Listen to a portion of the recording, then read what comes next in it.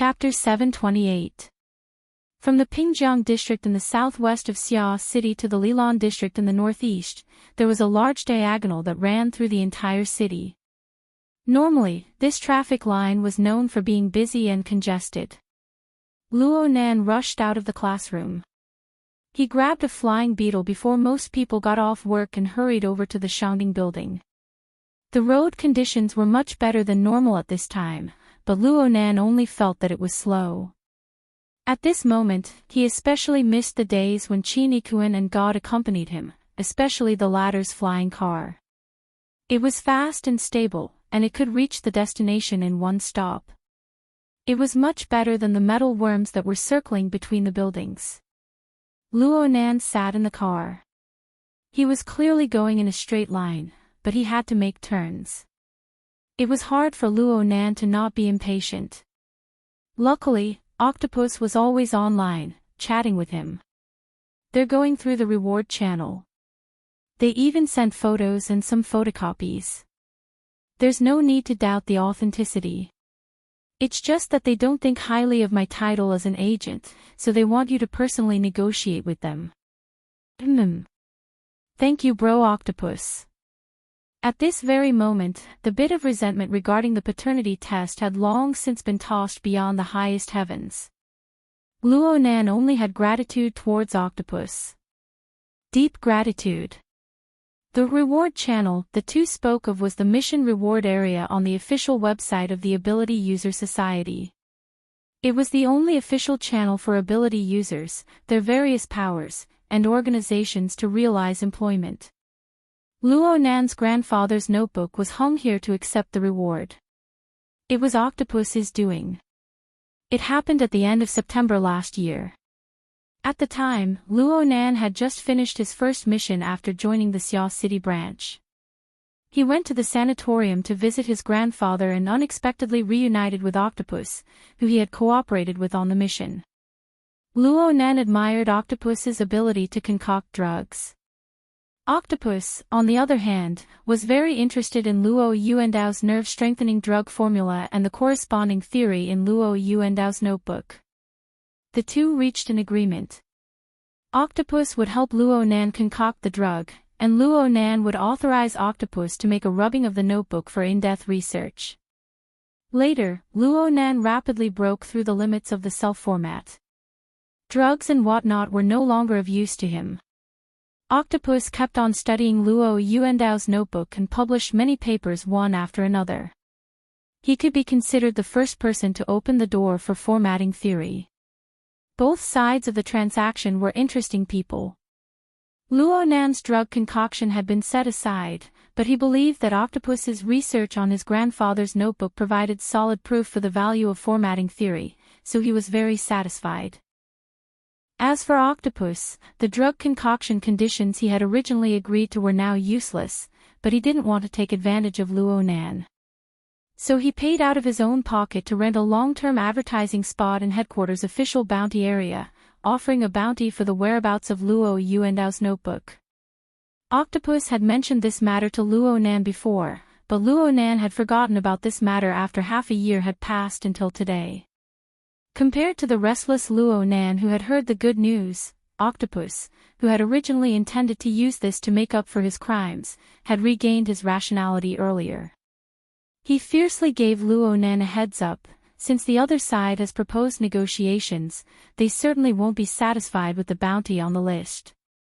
Right now, your status and value are different. The name Formatting Theory has undergone an earth-shattering change compared to before. To be honest, the price hanging on it doesn't match. We have to be prepared for the price to be raised. Yes, I know. Hey, you're clearly going to get ripped off if you negotiate in this state. Don't forget, this is just one of the hundreds and thousands of notebooks your grandfather has. If the first standard is raised too high, then the rest will really explode. No matter how good your credit rating is, it won't be able to fill this bottomless pit. Yes. I know. Fine. Let's find external help. Octopus looked at Luo Nan's dishonest appearance and felt despair. He was a young man. Once his emotions got to his head, he would certainly disregard the consequences. He knew that he wasn't a negotiation expert, and he wasn't someone who could persuade Luo Nan. He could only place his thoughts on someone else. If there's something, find the secretary. I'll ask Vice President He and have her come over to help you negotiate. Yes, yes. I understand. No matter what happened, Luo Nan, who was burning with anxiety, arrived at the Shangding building half an hour later. He headed straight for He Yuan's office upstairs. He Yuan and Octopus were already waiting. The two were in the middle of a discussion about the identity of the person receiving the bounty. He Yuan was very concerned about this point. Since we're going to negotiate face to face, why do we need to remain anonymous in advance? Maybe it's a habitual setting. I'm also used to being anonymous when I shop online. He intentionally changed the subject when you asked him just now. Could it be an acquaintance, an enemy? Octopus felt that he was a good person and didn't have many enemies. He naturally turned his gaze to Luo Nan, who had just pushed open the door and entered. Right now, Luo Nan's mind was filled with notes and notes. He forced a smile at the two and said, "You'll know when you see him. Brother Octopus, I'll trouble you to contact him. We'll talk face to face." "That's fine. But you're just going to talk like this? Shouldn't you be sitting in a boss chair, separated by an office desk, and have a secretary standing next to you or something?" "Hiss, you're wearing a school uniform." Luo Nan knew that Octopus was purposefully teasing him, but he still couldn't help but grin. His mood was a bit more relaxed. "Yeah. I hope they'll give me a discount on account that I'm a poor student." He nodded to He Yuan as he spoke. "Sister Yuan, I'll have to trouble you again today." "It's what I should do." He Yuan responded with a smile. Today, He Yuan was still dressed in formal business attire. Her hair was tied up, and she wore a simple and generous white shirt on her upper body. Her lower body wore dark-colored trousers paired with heels of the same color. The color was low in saturation, but at the same time, she still looked capable and refreshing. She looked a bit more gentle than usual.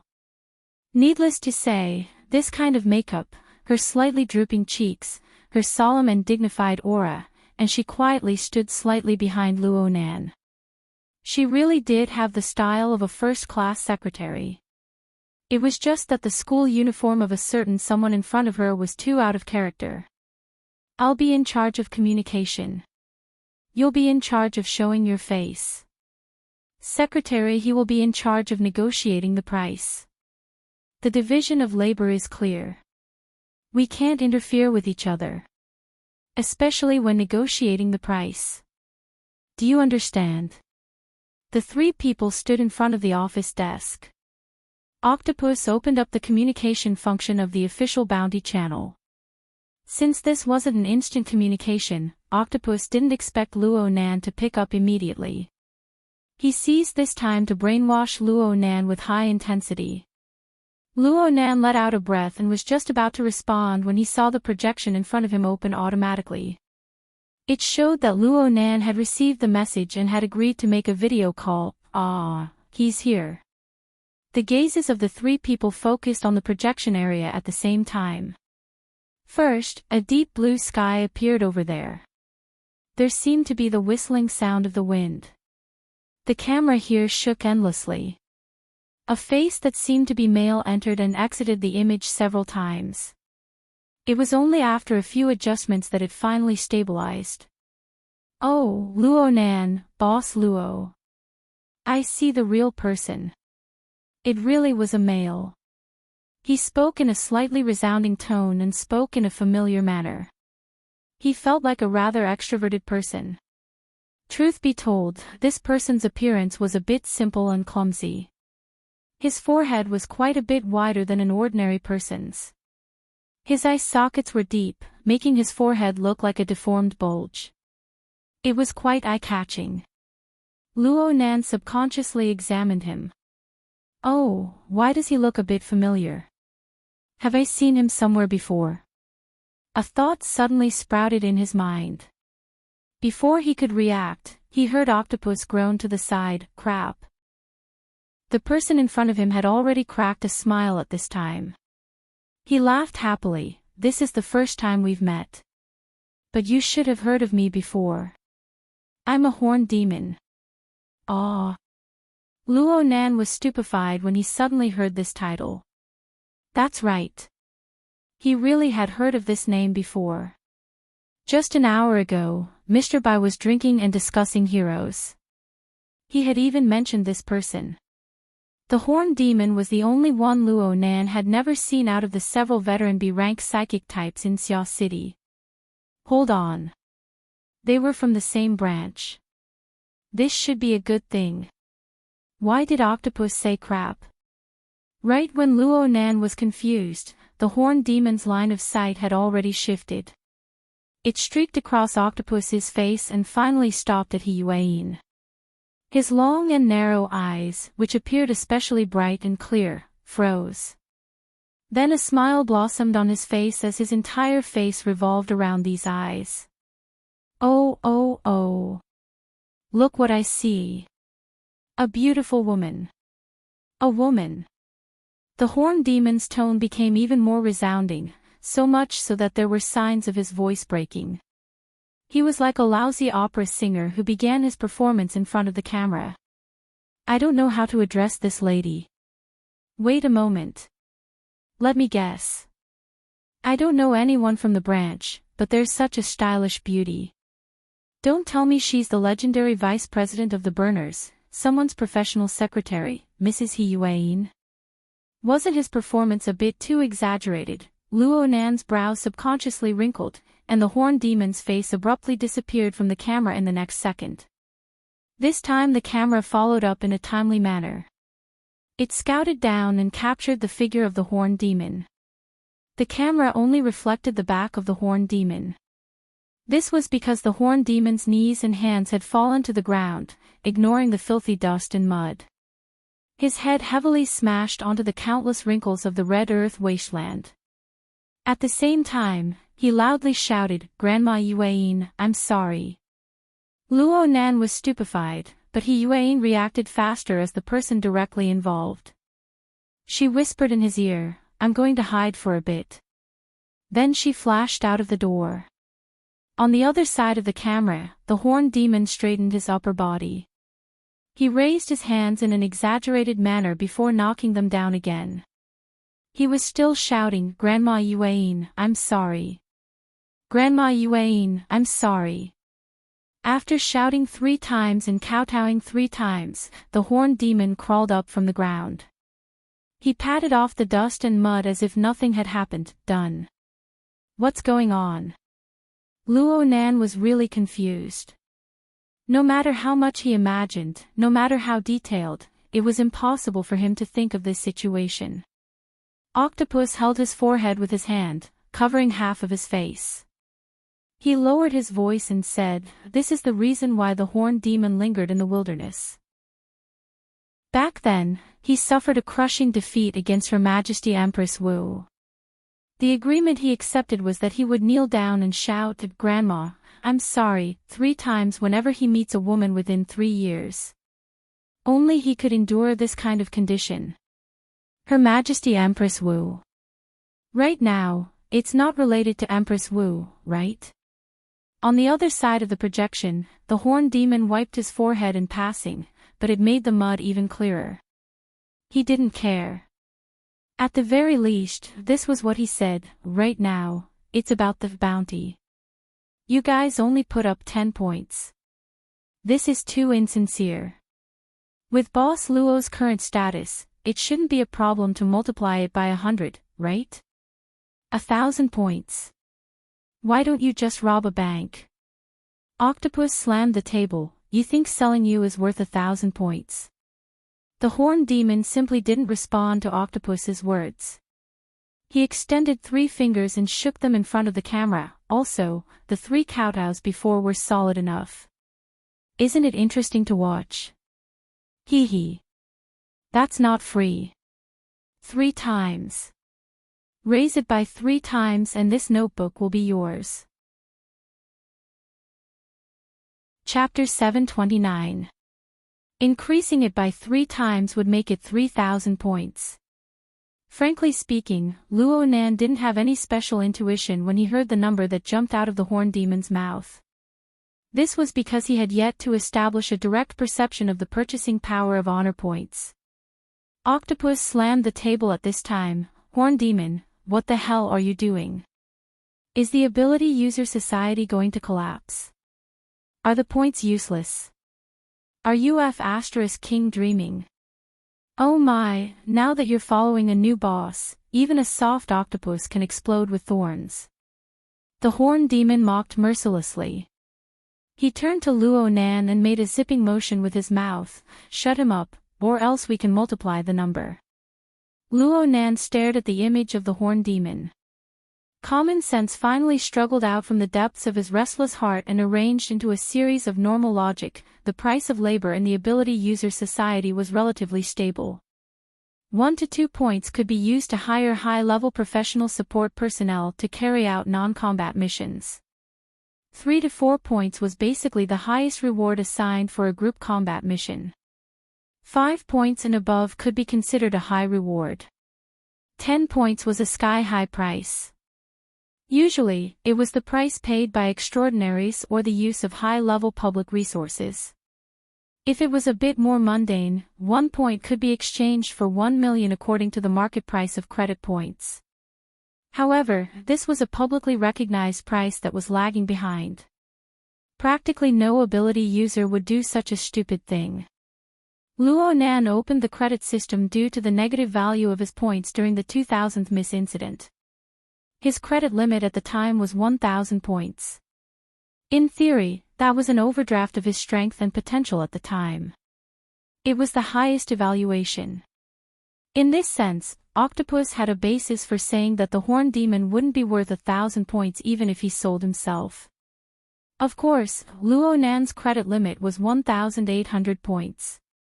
He was basically at the highest level below extraordinaries. His savings reached 700 points. This was accumulated over the past 4 months through the usage fees for the SVIP model of the Psychic Wave Network, the design fees for the Blood Intent Ring Fortress Login Bracelet, and several lectures. Luo Nan was definitely at the level of a rich person in the inner world. However, if he let the horn demon take 3 or 2 times, he would be emptied of his assets if he were to complete the transaction. Then he would have to sell his blood. In other words, a certain amount of stimulation was needed when a person was anxious. Luo Nan had no concept of money, but he could tell if others were treating him as a fool. The corners of his mouth twitched. The same thing has a different value in everyone's heart. Therefore, a transaction is a voluntary transaction. However, if one party isn't sincere, then there's no way to talk about a voluntary transaction. The centaur immediately applauded. Look, Boss Luo is quite good at speaking. To be able to say doubtful words so beautifully. That's good. Young people shouldn't do things based on subjective feelings. Luo Nan directly retorted back. If it wasn't for my subjective feelings, why would I rush over for half an hour to negotiate with you over an old-fashioned notebook that may have already been photocopied by you several dozen times? Aside from its value as a memento, it doesn't have any other meaning. The horn demon revealed an exaggerated smile, but Luo Nan didn't wait for him to follow up. He stared at him and said, "We are all on the mental side. We are all psychics. If we throw away our subjective impressions and intuition, what is left?" These words finally warped the horn demon's smiling face. His long and narrow eyes widened a bit as he stared at Luo Nan. It looks like we need to revise our impressions of each other. And also our bargaining chips. Luo Nan pursed his lips and watched the performance of the horn demon with cold eyes. It was just as he had said to the horn demon. A psychic and a psychic basically relied on their subjective intuition when looking at people. Impressions were very important, and the horn demon's performance from the beginning until now made it very hard for Luo Nan to face him with the attitude of an equal trader. The horned demon really didn't walk this path.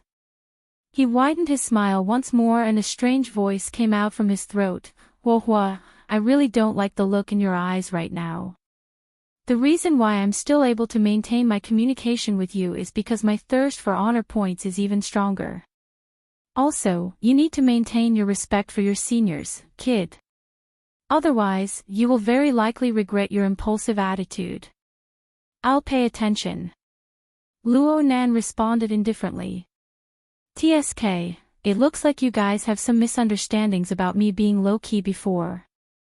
Okay, after all, I've cautiously suppressed some of the details of the goods since I haven't seen the owner before. But now is the time to change your opinions. Dang dang dang dang. A new picture replaced the horned demon's face in the projection area along with the background music. The most eye-catching position in the picture was still the old-fashioned notebook that Luo Nan had seen before. But compared to the monotonous background of the earlier picture, this picture was really messy. But it was this messy mess that attracted all of Luo Nan's attention. This was because he saw the notebook, a large number of old-fashioned notebook pages. They were piled together in a messy manner. There were already ruined wooden shelves and debris of earth and stone on top of them. Looking at the remaining parts, it should have been a bookshelf before. It collapsed due to decay or some other external force. The notebooks placed on top of it fell down one by one. Some of them rolled and spread out. Some of them were stacked on top of each other. Some of them were submerged in the earth and stone. Some of them had already rotted under the damp environment. The handwriting was deformed. Luo Nan didn't know if he had unearthed these things from the details or if it was an uncontrollable imagination in his mind. It was just like the surging tide of emotions in his heart that were nearly out of control. All of these stimulated a part of his physiological instincts. His eyes were moist and hot, and his fingertips were faintly trembling. Yes, yes, yes. That's the look in your eyes. I like your reaction. A filial child. A student who made mistakes. A gambler who lost his capital. The image of the horned demon reappeared. It was like an aria with an undulating tone. It was like the sharp laughter of a devil. It reverberated back and forth in the space presented by the picture. This is my sincerity and bargaining chip. Thinking back to when I first discovered them, I was so tired that my back ached from organizing them. I felt like I had lost 10 years of my life. Boss Luo, do you understand now how sincere the price of 1,000 points was? But the problem is that a man's dignity needs to be vigorously protected. So I don't just mind the wrong position of your beautiful secretary. I also mind the attitude you had when speaking to me just now. I need mental compensation. Yes. What should I multiply it by next? Horned demon, don't go too far. Octopus hated that he couldn't reach out and drag the horned demon out from the projection area. The horned demon spread out his hands and faced Luo Nan, and Octopus stares with a warped and ostentatious smile. I said that you will regret it. This is because you are unable to refuse my bargaining chip and trump card. Then 4 times. The horned demon held his belly in laughter when he saw Octopus' face suddenly change color. Relax. Relax. For the sake of our fellow Xia City branch companions, I will take care of your actual purchasing ability. I'm talking about 4 times the minimum of 1,000 points. 4,000 points. Octopus no longer dared to speak at this time. The horned demon began to perform like a stage play. You can think that I'm opening my mouth like a lion. You can also bargain as you please. And I will adjust the price at any time according to your performance. It's possible to increase it again. But please pay attention. Right now, I need to emphasize the main point. This is because I have a request that cannot be refused. He drew a circle in the air. Only a second later did Luo Nan realize that it was the sign of a clock's hand turning a full circle. This transaction needs to be completed within 12 hours. 12 hours. That's right. I know that there are too many capable people by Boss Luo's side. And the two photos I showed you and the conversation I'm having with you right now have already exposed a lot of information. If I give you the time to deduce, I'm not sure if I can still protect the benefits I deserve.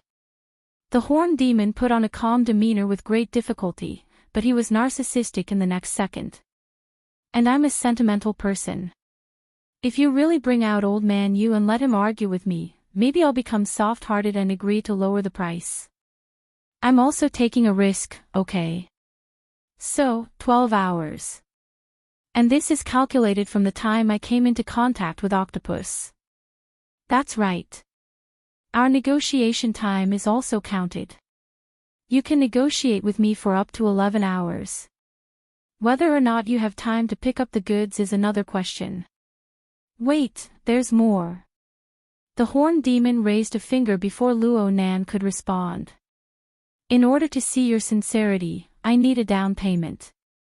A 50% down payment. It's 1,000 points as the base. Give me 500 points first. I know you can take it out. And we are all companions of the Xia City branch. It's especially convenient to transfer money. Octopus was stimulated by the word companions to the point of going crazy. He gritted his teeth and growled, "You're not talking about business. You're kidnapping. Is there a difference?" The horned demon curled his lips and wagged his finger. Resource monopoly, patent monopoly, market monopoly. Which model isn't kidnapping? Capital can do it, but I, the horned demon, can't do it. Oh, speaking of kidnapping, maybe I can go a bit further.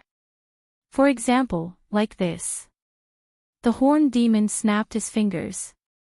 The ruined bookshelf that appeared in the projection area suddenly burst into flames. All the images were distorted in the fire. Just as Boss Luo just reminded me, the true value of these notes can be reflected perfectly in the photocopies. As for the commemorative value, if we can't do business with each other, what's the use of keeping them? The horned demon's long and narrow eyes reflected the light of the fire and the color of blood. How about we make a bet? If this business fails, what will I do? When the time comes, it won't be these pictures with special effects. I will bring out even more efficient results for you to enjoy. Damn, I feel like I'm a villain when I talk like this. Then let's end this quickly. Your answer, kid. Luo Nan felt his ears buzzing after listening to too many of the horned demon's lines. His mind was a bit dizzy. He didn't pay attention to the threats in the horned demon's long speech. He didn't pay attention to the self-entertainment. He just confirmed with the horned demon according to his own understanding. You entered my grandfather's wilderness laboratory. The horned demon was slightly stunned. He chuckled, the standard answer. The surprise level isn't high enough, but most things in the world are like this. You can completely. Luo Nan interrupted him, there are still people there, right? The horned demon blinked and then said, you want to pry information from my mouth and get the coordinates? Chapter 730. Oh, from what you're saying, you want to proceed with the next transaction. Faced with Luo Nan's inquiry, the horned demon first grinned. Then he displayed exaggerated emotions and sympathy. I understand your mood, Boss Luo, but I must tell you sincerely that this is truly valuable information. Moreover, it is still in the process of rapidly increasing in value. And the most crucial factor in the increase in value is you. The more famous you are, the higher your status is, and the value of this clue will increase correspondingly. So much so that you, Boss Luo, who perfectly created this trend, can't afford this price. The evil capitalistic society is just this shameless. Actually, quite a few people have already offered a price for it. I'm currently deliberating. That's right, I can tell from your eyes that your guess is correct. I will do my best to utilize the practical value of these notes. In any case, you just want a commemorative value, right? The horn demon quickly returned to his distorted smiley mode, and he laughed even more cheerfully. It's still the same words. Everyone needs to revise their impressions of each other. Actually, I'm a good person, but it's not easy for people to understand me. I especially need people's respect and trust. I hope you won't disappoint me, Boss Luo. Okay, Boss Luo, you must make a decision now. Decide whether or not you want to continue this delightful transaction. If you agree, then send the deposit to my account first. Let me hear a ding. Then we'll have plenty of time to decide on the subsequent price and the location of the next transaction. Oh, I still need to remind you out of good intentions. You can see that I'm in the wilderness right now, and transportation isn't very convenient. You need to take this into consideration as well. Looking at it this way, the deadline of 12 hours really isn't that generous. Sweat had already appeared on Octopus's forehead in the office. At this time, a message from the psychic wave network cut in. He subconsciously pressed his ear and turned to look at Luo Nan, but he saw that there was no reaction from Luo Nan. His back was drenched in sweat, but he couldn't hide it. He gave Luo Nan a frantic look. There was no luck involved. His little movements were captured by the horn demon. The horn demon simply didn't pay attention to this side. He just spoke to Luo Nan. Boss Luo, you're now a famous member of society. There's no need to find your parents to feed you. Oh, sorry. Maybe you've never experienced this before. At this time, Octopus forcefully interjected, I don't know what Luo Nan is thinking, but I am very clear that Centaur must have lost his mind. You want Luo Nan to transfer money to you. What method do you use? Don't forget, if the official website had more than 100 points, it would be a huge payment. That was equivalent to hundreds of millions of dollars in funds. It wasn't like it was an organization against an organization, and the system didn't calculate it in real time. Also, when it comes to the stability of credit and currency, there's also a manual audit. Not to mention 12 hours, it might even be 24 hours. How do you calculate the time? The centaur cackled and pointed at the octopus. Such a technical question is definitely not something you can think of. Is that beauty he controlling it from behind? I know what you guys are thinking. You want me to use the high authority channels of the psychic wave network, right? I'm not in Xia City right now. If I want to log in and receive the signal, I'll need to use my own strength to support the signal transmission. Then you can seize the opportunity to lock onto my position. Okay, no problem. I'm a straightforward and upright person. I'll do as you wish. Boss Luo, let's add each other as friends. Oh right, it seems like you still have a recommendation system. Then Octopus, you can be a lackey again. Octopus had already recovered his calm. He turned a deaf ear to the centaur's vile provocation, but he couldn't help feeling a bit anxious when he saw Luo Nan's current state. He felt that Luo Nan's mind was wandering. Luo Nan should be angered by the centaur. Luo Nan's mind must not collapse at a time like this. Luo Nan. The centaur and octopus's continuous greetings finally brought Luo Nan's attention back. He looked at Octopus, and Octopus gestured for him to look at the information sent on the psychic wave network. A new mission channel was established on the psychic wave network. For now, there were only Luo Nan, Octopus, and He Yuein. Octopus had already sent many messages. The last message was, delay him for a bit more time. He will certainly defend against the psychic wave network, but he can't defend against the sun and the weather outside. We can guess his latitude and longitude and lock onto his position. Let this deal go to hell. Luo Nan was expressionless as he left a message in the mission channel, it's fake. That's fake. He Yuein's message was practically synchronized with Luo Nan's. Octopus didn't react for a time. What? The scene presented to us by the centaur is fake. He Yuein explained further, although the angle of the sun's altitude and the progress of the natural light shift are very realistic, if we calculate the latitude and longitude, it should be the Chonggang Lake area in the middle of the old continent in the northern hemisphere. The relevant areas are all bodies of water that have been severely polluted by radiation. It's impossible for a large area of the red earth wasteland to exist. Therefore, we can basically confirm that the centaur should be in a highly simulated virtual setting. Holy crap!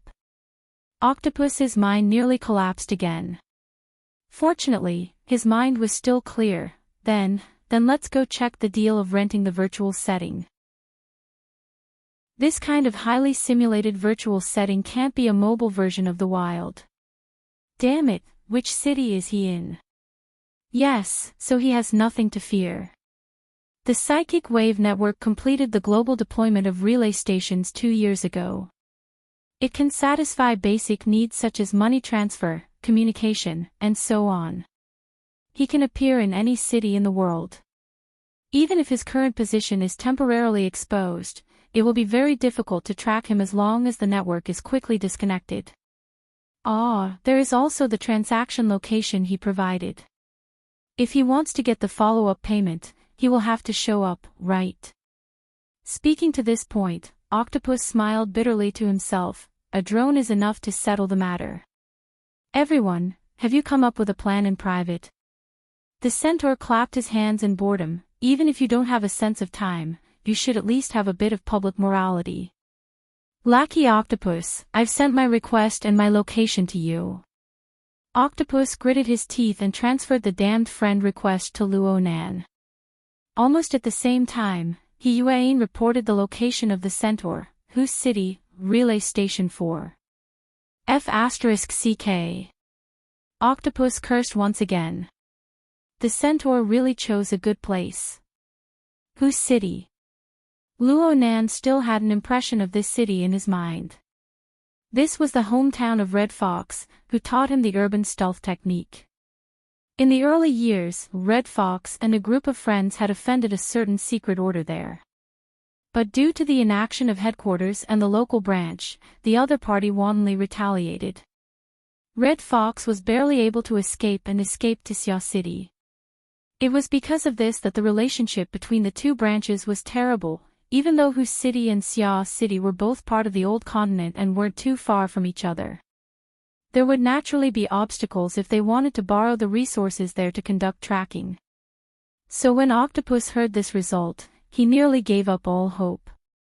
The centaur laughed even more happily. Okay, I'll start the countdown. Don't look at me like that. I'm saving time for you guys. 1/6 of the 12 hours have already passed. Do you understand how time flies? Luo Nan's facial expression was still lacking in admiration.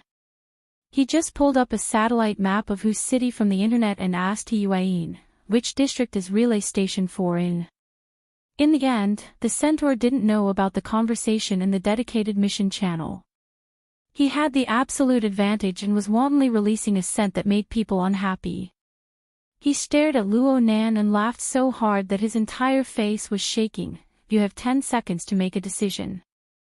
Decide if this transaction or kidnapping has any value in continuing to exist. Let's not talk nonsense. Let's count down the time I spend talking. I'll start counting down from 5. I always have a great sense of time. 3, 2, 1. Ding dong. The centaur's movements froze. After a bit of confirmation, he waved his arms and shouted without concealment, yes. To a pleasant cooperation. Luo Nan still lacked an intuitive feeling towards the transfer of 500 million worth of assets. His eyelids didn't even twitch. He just moved his lips and watched the centaur celebrating wantonly. He spoke softly, I hope so. He Yuan's reply appeared in the mission channel at this time. Jinyao District Pill Apprentice Street 452 Skyscraper Box Station. The signal covers an area of 50 square kilometers. Luo Nan's gaze shifted from this reply to the satellite map. Using it as a scale ruler, the soul cloak that covered the surface of the Earth's 510 million square kilometers shook slightly in the relevant area. It was like a sunken vortex or like a droplet of dew. The images of all living beings within a range of nearly 100 square kilometers and their corresponding auras were projected layer by layer in a warped pattern. The first wave was just a smoke-like silhouette. But soon, the aura of an ability user was naturally exposed within the smoke-like aura of a normal person. At the same time, Luo Nan's mental sensing network borrowed water molecules to condense into a thin mist. It was like a divine eye that covered the void. It received rays of light from the material world and carried out a panoramic restoration.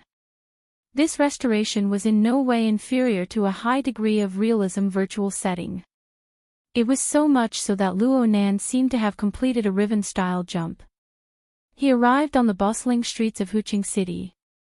The Lake District Jinyao District Pill Apprentice Street 466 was a film and television special effects production base side by side with the tall building where the relay station was located. It was currently the peak time for people to get off work at noon. A dense stream of people and vehicles exited the base. Luo Nan was like an incorporeal specter. He moved in the opposite direction of the stream of people. He brushed past the people who were completely unaware of him and focused his cold and clear consciousness on a certain film studio within the base. Inside, the horned demons were still smeared with props of red clay. They were wantonly celebrating under the virtual daylight. The projection in Xia City's office and the real person in the film studio in Huqing were merging into one within Luo Nan's consciousness. They were determined to be the anchor points for the interference of power. Now select the node to insert from the countdown. Luo Nan had a strong desire to end this terrible transaction in advance. He began to carry out the final plan of action. Right at this moment, his heart suddenly skipped a beat. In the area where his consciousness was entrenched, someone cut in without warning and brushed past him. It was a middle-aged man. His figure was lean, his hair was sparse, and his face was full of tendons. Even though his face was expressionless, there were clear traces of gullies on his cheeks. He gave off a grave and stern feeling. Luo Nan was unable to sense any other information aside from this. There was clearly someone there, but on the mental plane, there was a heart-palpitating emptiness. Chapter 731. Since they brushed past each other, they were walking toward each other. In other words, this gentleman, who was observing the empty space on the mental plane, was walking out of the special effects production base. Was he an employee here? What a joke. Luo Nan recognized this person at first glance. Luo Yuan. He had once built a mutant lair in the center of Xia City. He had infiltrated the Shangding building to assassinate President Ouyang. At the same time, he had used the inconceivable planar crossbow to nearly kill Luo Nan. Although this series of actions ended in failure, it did not harm this person's strength. This was a terrifying extraordinary. This was the only person that Luo Nan's invincible mental senses were unable to capture and monitor. Just like in Xia City, Luo Nan's mental sense network was unable to capture this person's trajectory in advance. Luo Nan suspected that Luo Yuan's body was the same as in Xia City. It was a rapidly proliferating empty shell of a clone body. It simply did not form an imprint on the mental plane. But no matter what form or state Luo Yuan existed in, he appeared in this area at this time. It was almost certain that he had a direct and close relationship with the Horn Demon, with his grandfather's notebook, and with this kidnapping and blackmailing incident. Was he an accomplice of the Horn Demon? Yes, wasn't using the word accomplice too highly of the Horn Demon. Luo Yuan's pace was steady and fast. Since he did not discover Luo Nan's focus, he followed his own rhythm and quickly walked out of the studio building. He boarded a black flying car that had been waiting at the entrance for a long time. The flying car immediately started and soon drove out of the base. It merged into the congested traffic of Hu City.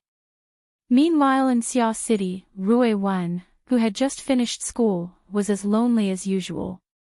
She walked alone on campus, taking the opportunity to break away from everyone's line of sight.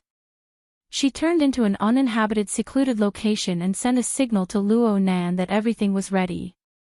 The anchor point of Luo Nan's consciousness had long since locked onto the dancing horn demon in the studio. The horn demon was high in his performance. He was completely unaware of the subtle changes in the surrounding environment. He could not imagine that the silent Luo Nan, who was still enduring his extortion demands in the projection, had already arrived close to him. Luo Nan was gesticulating on how to stab. Luo Nan was 99% certain that he would be able to stab through the horn demon's annoying mouth in the next second. He would be able to kill all possibilities of the horn demon calling for help. The problem was that this thought had no effect on reality. Luo Yuan's influence was substantial. Looking at it from another angle, Luo Nan's failure to discover his grandfather's notebook in this area was also a key factor. Either the centaur doesn't have any sincerity in the transaction at all, or the transaction does exist, but the delivery has already been arranged.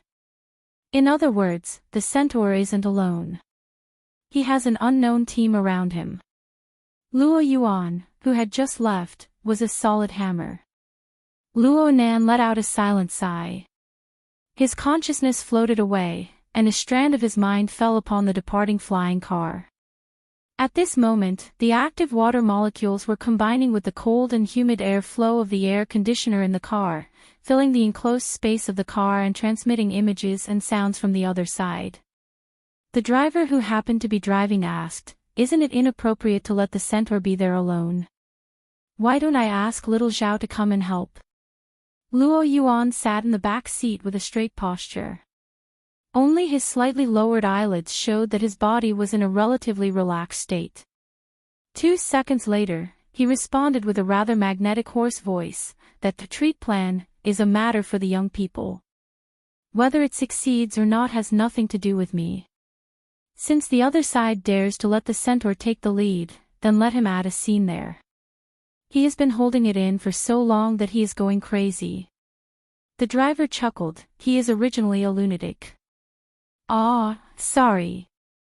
Luo Yuan withdrew his cold eyes, and his hoarse voice maintained a slow rhythm. Volunteers and experimental subjects should be distinguished. No matter how crazy the centaur is, he is still a warrior who actively fights against the genetic barrier. Yes, sir. My mentality is not right. The driver made a slip of the tongue and violated Luo Yuan's taboo. In just these 2 short sentences, a layer of cold sweat had already soaked his forehead. Fortunately, Luo Yuan didn't delve into it. He talked half to himself, the genetic modulation of the centaur isn't successful. The so-called reference model is restored to human DNA, and there will always be strange problems. The centaur is now like dry firewood with oil. Once it burns, the controllability is too low. Maybe these models conflict with the double helix structure. The driver no longer dared to interrupt on this topic. Luo Yuan raised his head to look at the cold sweat on his forehead. Is it going to rain in Huqing? The air is stuffy and humid. Ah, I'll adjust it. The driver was about to adjust the air conditioning function of the flying car when an invisible aura fluctuated from Luo Yuan's body. There was clearly no wind, but the car instantly became refreshed. The inside of the flying car became refreshed, but Luo Nan's consciousness was slightly sluggish. On one hand, he just received a lot of explosive information. On the other hand, the special structure of the water vapor driven by the soul cloak was instantly destroyed by the aura of Luo Yuan's radiation. Luo Nan almost thought that he had been discovered following and monitoring him.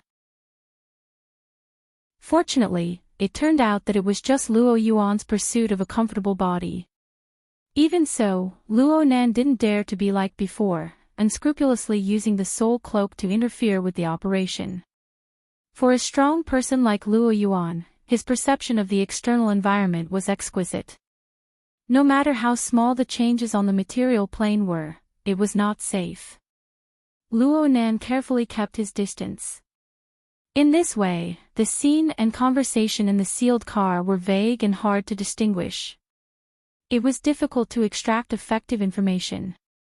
Luo Nan could only wait. Wait for Luo Yuan to re-enter the open environment. Maybe then he wouldn't be so sensitive, right? The flying car continued to move and boarded the airport highway. It looked like they weren't going to stop at Huqing.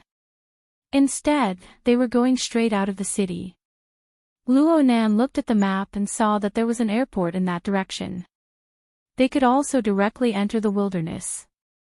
But no matter which one it would take over an hour by car. He definitely had to follow them. It was hard to catch traces of a great enemy. Moreover, his usual mental senses were useless. It would be too much of a pity to give them up. But as for the horned demon, was he really going to let them go? Luo Nan wasn't willing. For Octopus Bro, every second of negotiating with the horned demon was a torment. The horned demon wasn't worthy of the word negotiation. He was just somewhere between a joke and a dream talk. It was completely impossible to realize conditions. He kept instilling them into Octopus Bro, breaking through the bottom line of Octopus Bro's mental endurance. As for whether or not the negotiation would be successful, Octopus had already seen it. This damned bastard didn't care at all. Motherf **, don't tell me this fellow just wants to scam 500 points and then run. The more Octopus talked, the more nervous he became.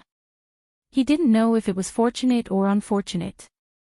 After paying the sky-high price of points, Luo Nan, who was directly related to the transaction, maintained a stubborn silence. No matter how the horned demon provoked and teased him, Luo Nan didn't say a word. In the end, the centaur probably lost the source of pleasure that should have been the strongest source of pleasure, so he ended this meaningless negotiation in a dull manner. The final price stopped at 1,200 points. This was a fifth higher than the horned demon's so-called base price. According to his words, even my spit is worth this price. Octopus felt that he didn't play any role in this process. If Luo Nan was to say that he did, he probably made the horned demon sign a confidentiality agreement.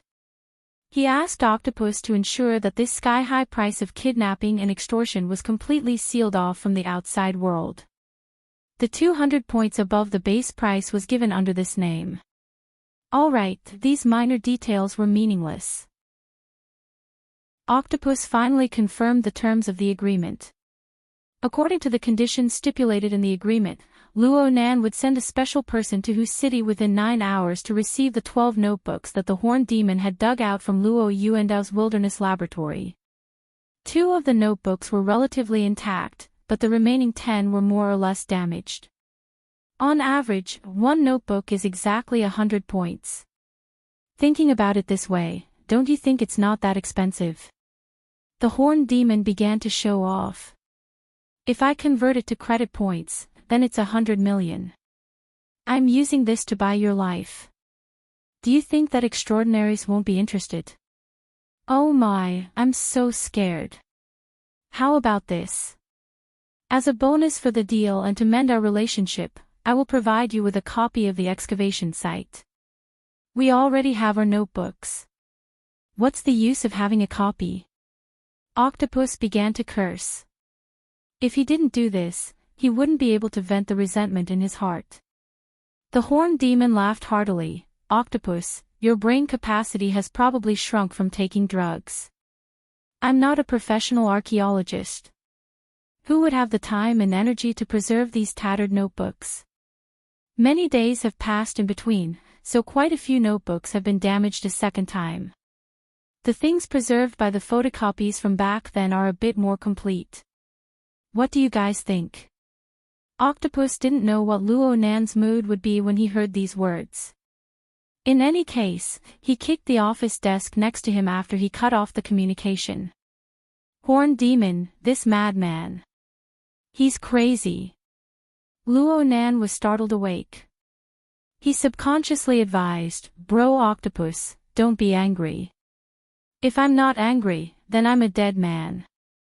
1,200 points. Deducting your savings, there should be a difference of nearly 600 points, right? According to your current credit limit, this sum of money is equal to a third of your life savings being sold to the society. Do you understand? Luo Nan could only laugh. It doesn't matter if it's my value or my grandfather's notebooks. Neither of them can be measured by these points. Octopus was quite interested in Luo Nan's self-produced chicken soup. He Yueyin had confirmed the conclusion of the negotiations at this time.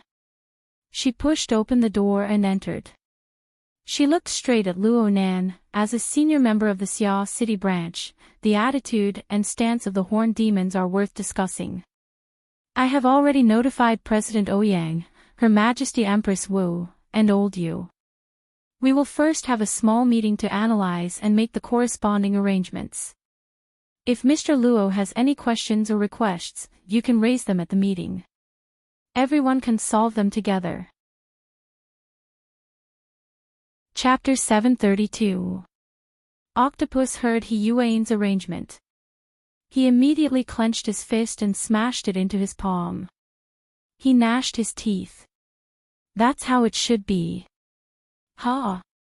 Luo Nan's unexpected reaction made Octopus unable to react for a time. Perhaps this young man was too sullen. Did he want to run to a corner and lick his wounds? Well, speaking of which, no matter how vile the situation was, this was the first time Octopus saw Luo Nan this passive, without the ability to fight back. Sure enough, Luo Nan's emotional weakness was grasped. He was far more fragile than usual. Nanster, you need to be steady at this time. Didn't they say that winning first isn't winning? In the end, it all depends on who laughs in the end. Octopus felt that there was still room for redemption.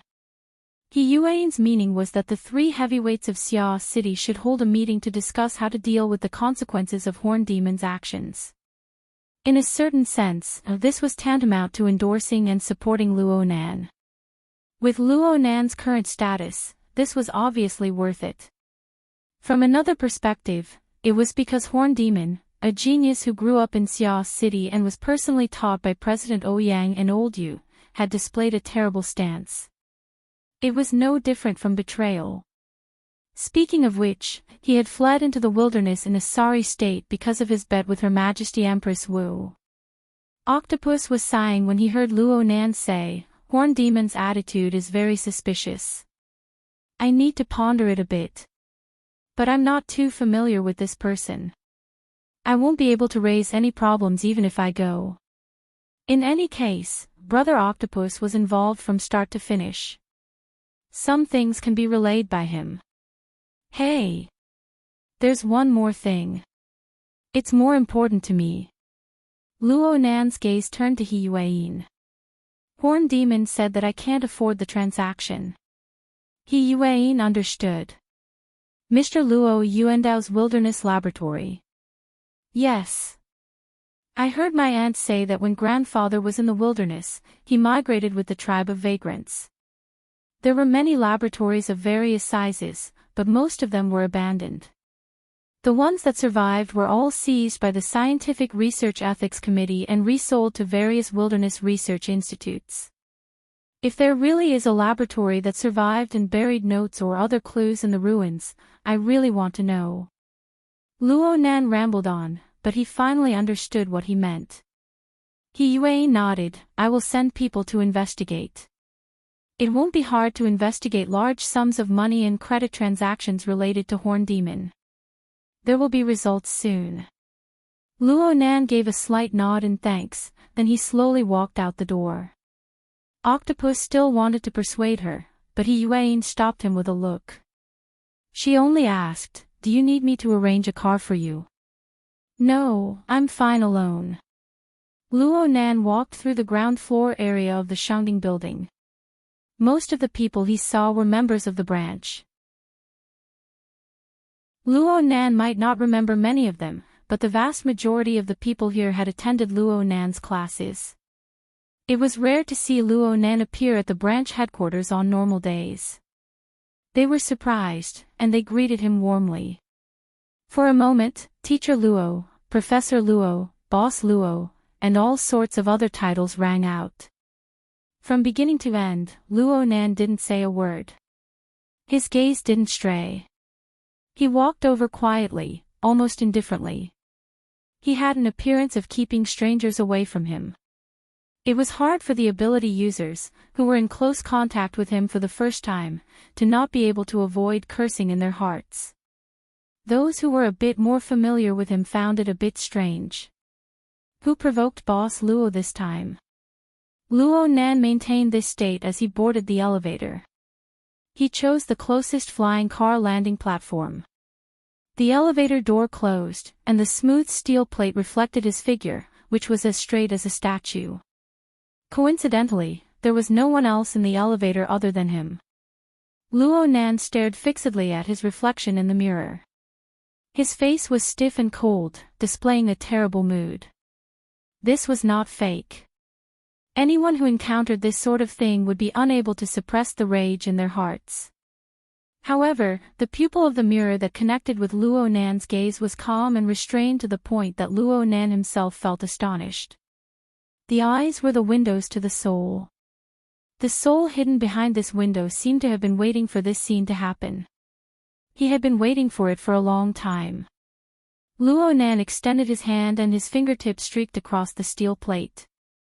He subconsciously wanted to restore the scene in his heart, but he soon restrained himself. He just nodded at his reflection in the mirror. Your reaction is in accordance with normal logic. This included the words he had said to Octopus and He Yuan, as well as the request he had made.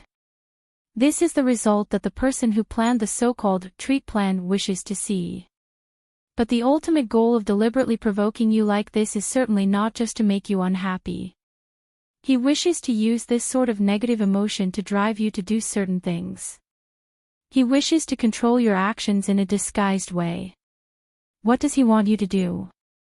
Luo Nan conversed with his own reflection because he was the only one who understood the underlying logic hidden behind all appearances. What would the angered Luo Nan do under normal circumstances? Would he chase and kill the horn demon all over the world because of the notebook? No. It's impossible for the other side to know about the soul cloak and the global mental sensor network. Under the other side's logic, you will be angry and irritable when faced with such a situation, but you will be powerless. Oh. Maybe the person who planned this doesn't want you to lose your rationality. Because the actions of a person who has lost his rationality are hard to grasp. He can't be called a guest, but an enemy. The other side will most likely control the heat. Because of this, the horn demon's opening of the transaction was admittedly a crazy act to vent his malicious emotions. It was clear that he wanted to blackmail people. However, the notebook that was the transaction item was not in his hands at all. It was impossible for him to do something even crazier even if he wanted to. The roles of the negotiator and the delivery person were separated. This could be considered a type of risk control. Therefore, there shouldn't be any problems with his grandfather's notebook. The elevator went up to the middle section of the building. The elevator door opened and someone came in. Luo Nan saw a youth wearing a school uniform standing straight in the middle of the elevator. Luo Nan stared straight ahead and his lips were slightly moving. It was as if he was conversing with an incorporeal spirit. The scene was awkward for a time. This was only for the latecomers. Luo Nan had completely entered a state. He felt his mind grow clearer and clearer. His logic became clearer and clearer. He was like a student who had just stepped into an exam room and suddenly discovered that all the exam questions had been done before. Every single one of them seemed familiar. He walked onto the landing platform and boarded a flying bug car. He sat in the last row and casually chose a destination. He didn't stop thinking this entire time, they're fishing. Grandfather's notebook is just bait, not a hook. If there really is a hook, it should be the information that no one has the money to buy. I will bite the bait. It doesn't matter if I know that this is a trap or not. They will let me go to a place to be a guest. They will use a relatively natural method. Perhaps they want to cooperate with me. Therefore, the horn demon will be pushed out to be a target. They can use normal transactions as a cover. They can start from zero and establish a relationship. Luo Nan switched back and forth between addressing you me. His mind wasn't chaotic at all. Right now he already had a clear train of thought in his mind to solve the problem. He had a basic framework or paradigm. He looked at the problem in front of him and watched his opponent's move. He was able to predict the corresponding point. All he needed to do was wait for reality to verify it. Luo Nan didn't have to wait too long. He Yuan sent a message on the psychic wave network when the flying bug car took off and landed for the third time between the high-rise buildings. According to the agreement, the first 2 sets of notebook for verification have been received. That fast. Old Yu has an old friend in the Hu City branch. He's trustworthy. He's not far away, so I asked him to take care of it. This is a live video. And so Luo Nan saw 2 notebooks with relatively obvious defects. The contact that old Yu requested was wearing gloves. He carefully flipped through the pages that were already somewhat sticky. Luo Nan recognized with a glance that the clear and blurry handwriting on each page was the handwriting of his grandfather, Luo Yuandao. That's right. It's this. Luo Nan didn't just use video verification. His mental sensing network also followed the relevant location information and quickly locked onto the location. He did even more. In fact, the sensing network of whose city was simultaneously displaying information from multiple levels and multiple angles. Aside from the 2 notebooks that were already exposed on the surface, the horn demon who was gorging himself in a restaurant near the special effects production base and Luo Yuan who was about to enter the airport all left clear and continuous traces of their actions on the sensing network. Luo Nan even used a near-omniscient view mode and a bit of luck to discover the delivery person, who was nervously setting up 20 kilometers away from the first delivery location. Of course, he also carried other notebooks with him. Basically, the protective measures were quite complete. His conjecture matched with reality. If Luo Nan wanted to, he could snatch the remaining notebooks right now and make this kidnapping and blackmail deal go to hell. But Luo Nan didn't make any further moves, just like when he let the horn demon go. But this time there was no fear or helplessness in his heart. What replaced it was a peculiar feeling of anticipation. He needed further verification, but he wouldn't be satisfied with just verification. This game of chess had just begun. Of course, it wouldn't do to simply watch people make their moves. But to directly flip the chessboard right now was truly a reckless waste of God's gifts. Yes, this description was correct. Luo Nan had heard of an even more straightforward description. It came from a fellow psychic, Gao Meng, Gao Tianshi. It seemed to be a bit more appropriate, playing with the spirit of divination, being able to lift up the skirt of the goddess of fate and see the beautiful outline of the future. It's not an easy thing to do. Every time this happens, I don't even have time to enjoy her flirting. How can I destroy it so easily? There's no need to talk about good things. Even if it's a bad thing, I'll grind it to the very end. Then I'll play with a heart-pounding reversal. It'll feel good enough to the bone. Then I won't waste this trip. Back then, Luo Nan just laughed with his head down. He didn't express his opinion. But honestly speaking, he was in a leisurely and fascinated state at the time. He silently gave it a few thumbs up. Chapter 733. It was already nighttime in Xia City. The lights of the tall buildings and all sorts of transportation vehicles filled the air, forming a barrier of light that blotted out the starry sky. It died, this seaside city that never slept. Octopus yawned and drove away from Shangding Building. The second he got into the car, he set the car to autopilot mode. His whole body was almost curled up in the driver's seat, his upper and lower eyelids fighting back and forth. After an afternoon of meetings, he was physically and mentally exhausted. The most tragic thing was that he still had to work the night shift tonight.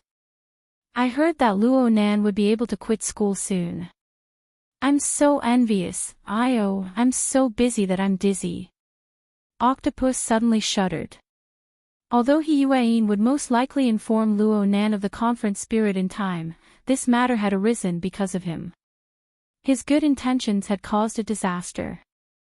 Not only did he cause Luo Nan to lose a lot of money, his mood was also terrible. He couldn't just let it go. At the very least, his attitude had to be clear. He slapped his own face as he thought to this point. He forcefully pulled himself together and sent a communication request to Luo Nan. Nanster, where are you? Are you alright? Octopus deliberately gave up on the half-joking title of Boss Luo. During the afternoon meeting, he directly faced the branch's big three.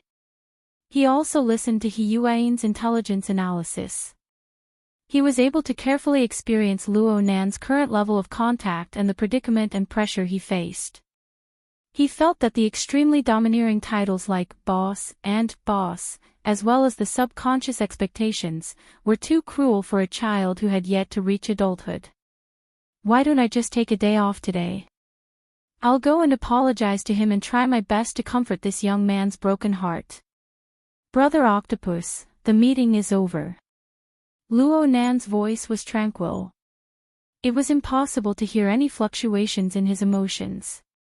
It was just a bit light, as if he was speaking in a relatively quiet place. NN, are you home? If it's convenient, let's go out for a drink or two. Non-alcoholic drinks, just to chat. I'm on your side. Ha! Octopus subconsciously turned his head. Traffic was everywhere. Where was Luo Nan's shadow? 2 seconds later, he came to his senses. You're in the sanatorium. Yes, I'm here to see Grandpa and Dojo Master. I see. Octopus chuckled, but in his heart, he was groaning, oh no, oh no. At this time, going to the sanatorium to see Grandpa was obviously affected by the incident and hadn't jumped out of the pit. It wasn't easy to jump in the first place. That damned 1,200 points. Not only did it wipe clean all of the wealth Luo Nan had accumulated over this period of time, it also made him bear a heavy debt of over 400 points. The branch did have some support measures, but 400 points was still a large number. They still had to go through the credit channels of the headquarters, and the transfer of accounts was a very complicated process. It would definitely affect them for a period of time. This was just a small matter. The most disgusting thing was the coordinates of the laboratory in the wilderness. According to the preliminary results of Yuan's investigation, that bastard centaur really played around with this matter. Octopus thought a bit too much for a time. Luo Nan was a bit baffled. Bro Octopus. Wait for me. I'll go back now. Around 8 or 9 o'clock in the evening, the peak hour had passed. Octopus drove the flying car to the maximum speed limit, which was about 40 minutes later. The sanatorium was already in sight. But along the way, he kept receiving calls. Just as he was about to enter the main door, Zhang Yingying called again. I heard that you pushed Boss Luo into a pit again. What do you mean again? You're the again, okay. Let me think. Bamboo pole, crag burst, paper cut, Chinikuan. You're already in the 5th wave. Everyone's in the group. If there's anything, just ask them. Zhang Yingying snorted, it's better to do less things that directly annoy Boss Luo. He's certainly unhappy right now, and I'm stuck with negative energy. We won't infect each other. It's fine to just ask you, the main culprit. She had to touch a sore spot. Unfortunately, Octopus didn't say anything. He could only laugh dryly and forcefully open up a second battlefield. Oh my, you're really considerate. It's just that you're not too quick. Speaking of which, you've been yelling half a year ago. How come you haven't made any substantial progress? Get lost. I'm being serious. Everyone was old friends, so Octopus wanted to find a topic to relieve his stress. He found a place to park his car while chatting with Zhang Yingying. Nanster isn't a straight man of steel. He's a science monk. His eyes light up when he sees beautiful girls when he goes out to play. Normally, you, Cat Eyes, Secretary he, and that beautiful senior of his often hang around him. I even thought that he was enlightened a long time ago. Otherwise, would I have lost my mind after that appraisal the day before yesterday? You're bored. Zhang Yingying's tone was extremely annoyed. She had lost her usual sharp tongue. I'm worried for you guys. You're a bit better off. You have Her Majesty Empress Wu's protection. You normally do things quite openly. You're just tangled up with the progress of your supernatural powers. But look at Luo Nan. Octopus suddenly choked when he spoke up to this point. The layers of information and corresponding feelings that had poured into him all afternoon suddenly surged up and down. They were blocked in his throat, causing his voice to sink. Look at Luo Nan. His age, his ability, and his net worth. Let's not talk about the inner world. Even in normal society, who doesn't pick up a girlfriend, play games, go to a disco, take some drugs, drive a car, and waste their lives for a bit? They're afraid that they won't be able to spend enough. But he's good. Every step he takes is a pit. Every step he takes is a fucking pit. He's so young, yet he has a debt of 400 million in the blink of an eye. And this is the easiest to jump out of. Let's not talk about others. Just me alone would have a mental breakdown if I encountered something like this. He's only 16 years old this year. Where would he go to vent his pressure? Over and over again, people really will go crazy. Zhang Yingying was silent for a few seconds. When she spoke again, her voice was a bit erratic. There's a personal document. Have you seen it yet? Ah. You're talking about the one that was all over the place some time ago. Leighton did. Octopus was considered an insider in the industry. Of course he had seen the analysis report of Luo Nan's personality from a certain powers think tank. At the time, Octopus just felt that the report was the same as other similar reports rooted in psychoanalysis, archetypes, personality masks, and other theories. He could always find some corresponding points or sides. But when put together, it was specious. It could be used as a reference, but it couldn't be completely trusted. He persisted in this point of view until now. But his current state of mind couldn't be compared to back then. His mind spun a bit more, and his heart felt inexplicably apprehensive. He coughed. Don't create a tense atmosphere. You clearly know that your entire body is filled with negative energy right now. Don't blindly infect it. Nanster is currently in the sanatorium. I just returned as well. I'll go take a look at his situation first. If there are any problems, I'll communicate with you guys in time. Octopus hung up after saying a few more words. He had already arrived at the isolation sanatorium area where Luo Yuandao was. This place was cold and quiet at night. There was practically no one to be seen. But when Octopus turned to the corridor outside of Luo Yuandao's ward, he saw a silhouette outside the door from far away. The silhouette was facing the glossy wall, and the silhouette was stretching out his hand to draw something in the air. Octopus was stunned. Then he deliberately adopted a cheerful attitude. He called out from far away, "Hey, Nanster. You're facing the wall here." Yeah. My evil god was driven out by my grandfather. Jim Master played a great role in it. He's currently receiving a reward. Luo Nan laughed in response. His tone sounded very relaxed. Really? Octopus walked up to the front of the ward and looked through the observation window on the door. Sure enough, there were two patients, both of whom were emaciated to the point of being out of shape. They sat facing each other. The older man was talking with spittle flying everywhere, and the younger middle-aged man was listening attentively. The scene was quite harmonious. Gym Master Xiao was actually able to go together with the old man. It's truly an anomaly. The old man's body and mood have taken a great turn for the better recently. Octopus intentionally or unintentionally brought up all good news. Luo Nan was indeed smiling. He maintained this smile for a long time, yeah. It's all thanks to Gym Master. Oh right, bro Octopus. Do you have the latest news? I'm talking about the coordinates of the laboratory. Sister Yuan made a phone call just now.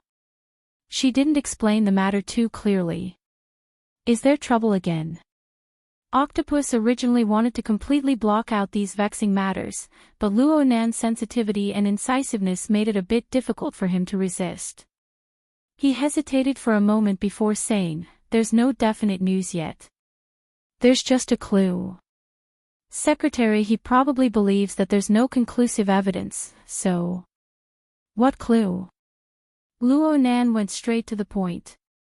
It's the Horned Demon. He's been in contact with a few authoritative auction houses of the inner world recently. Apparently, the business he discussed is quite large. There's no concrete evidence for the specific situation or the exact next buyer. Auction. Auction.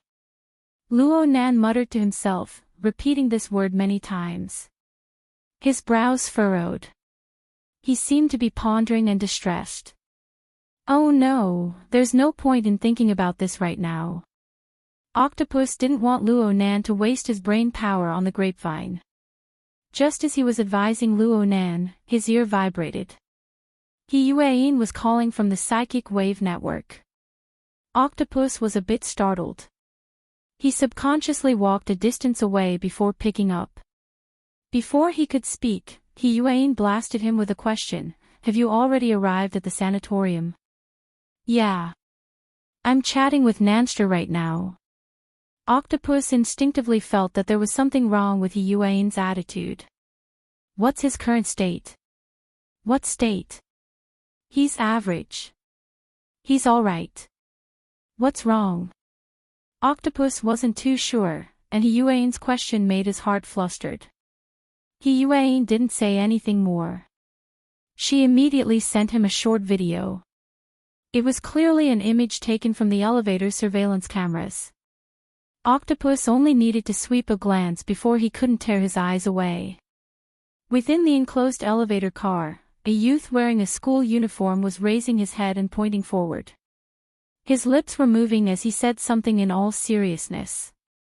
He was either serious or smiling. It was clear that he was communicating with someone. But in reality, there was nothing else in the direction the youth was pointing at besides the closed elevator door. This youth was Luo Nan.